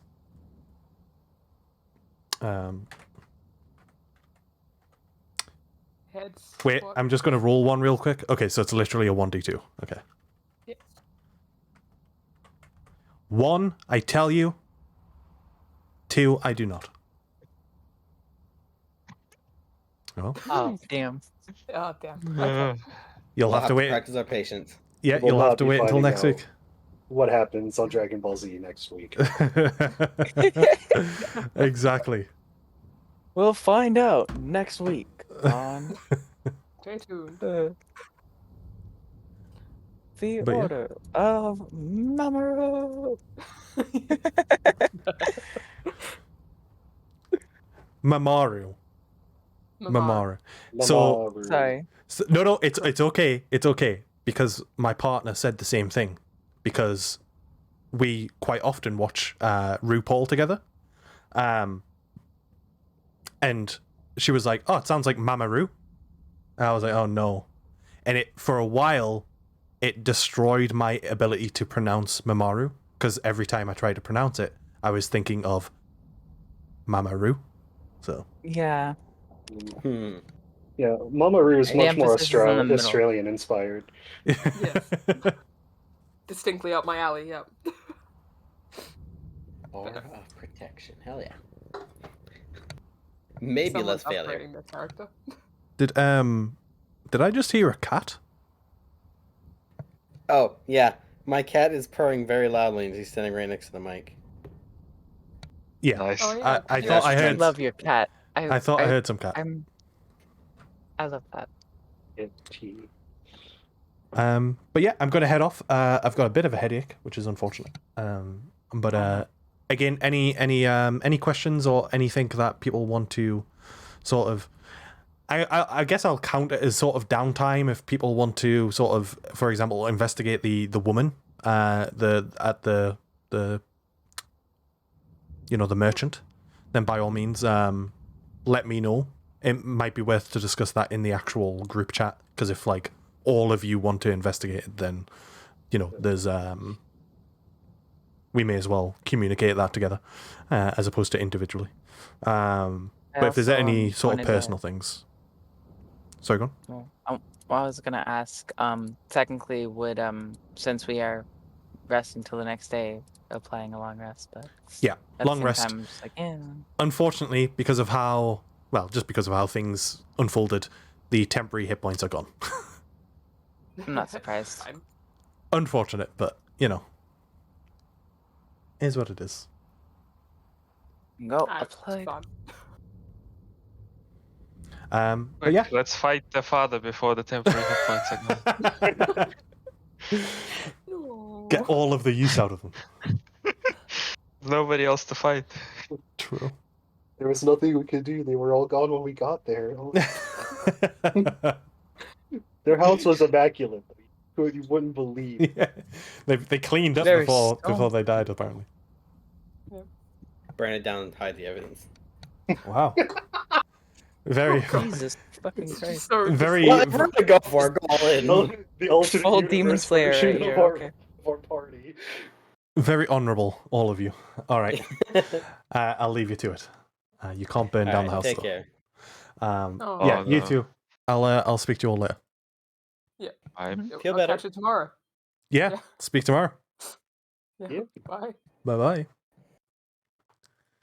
All right, that was good. Marco, what you sending me? Oh, mint. Ah, cool. Can I show this on stream? I wish I'd I didn't leave. Let's see if they're still in the chat. Ah, Are you still Oh here? god, hi. Yeah. Yeah.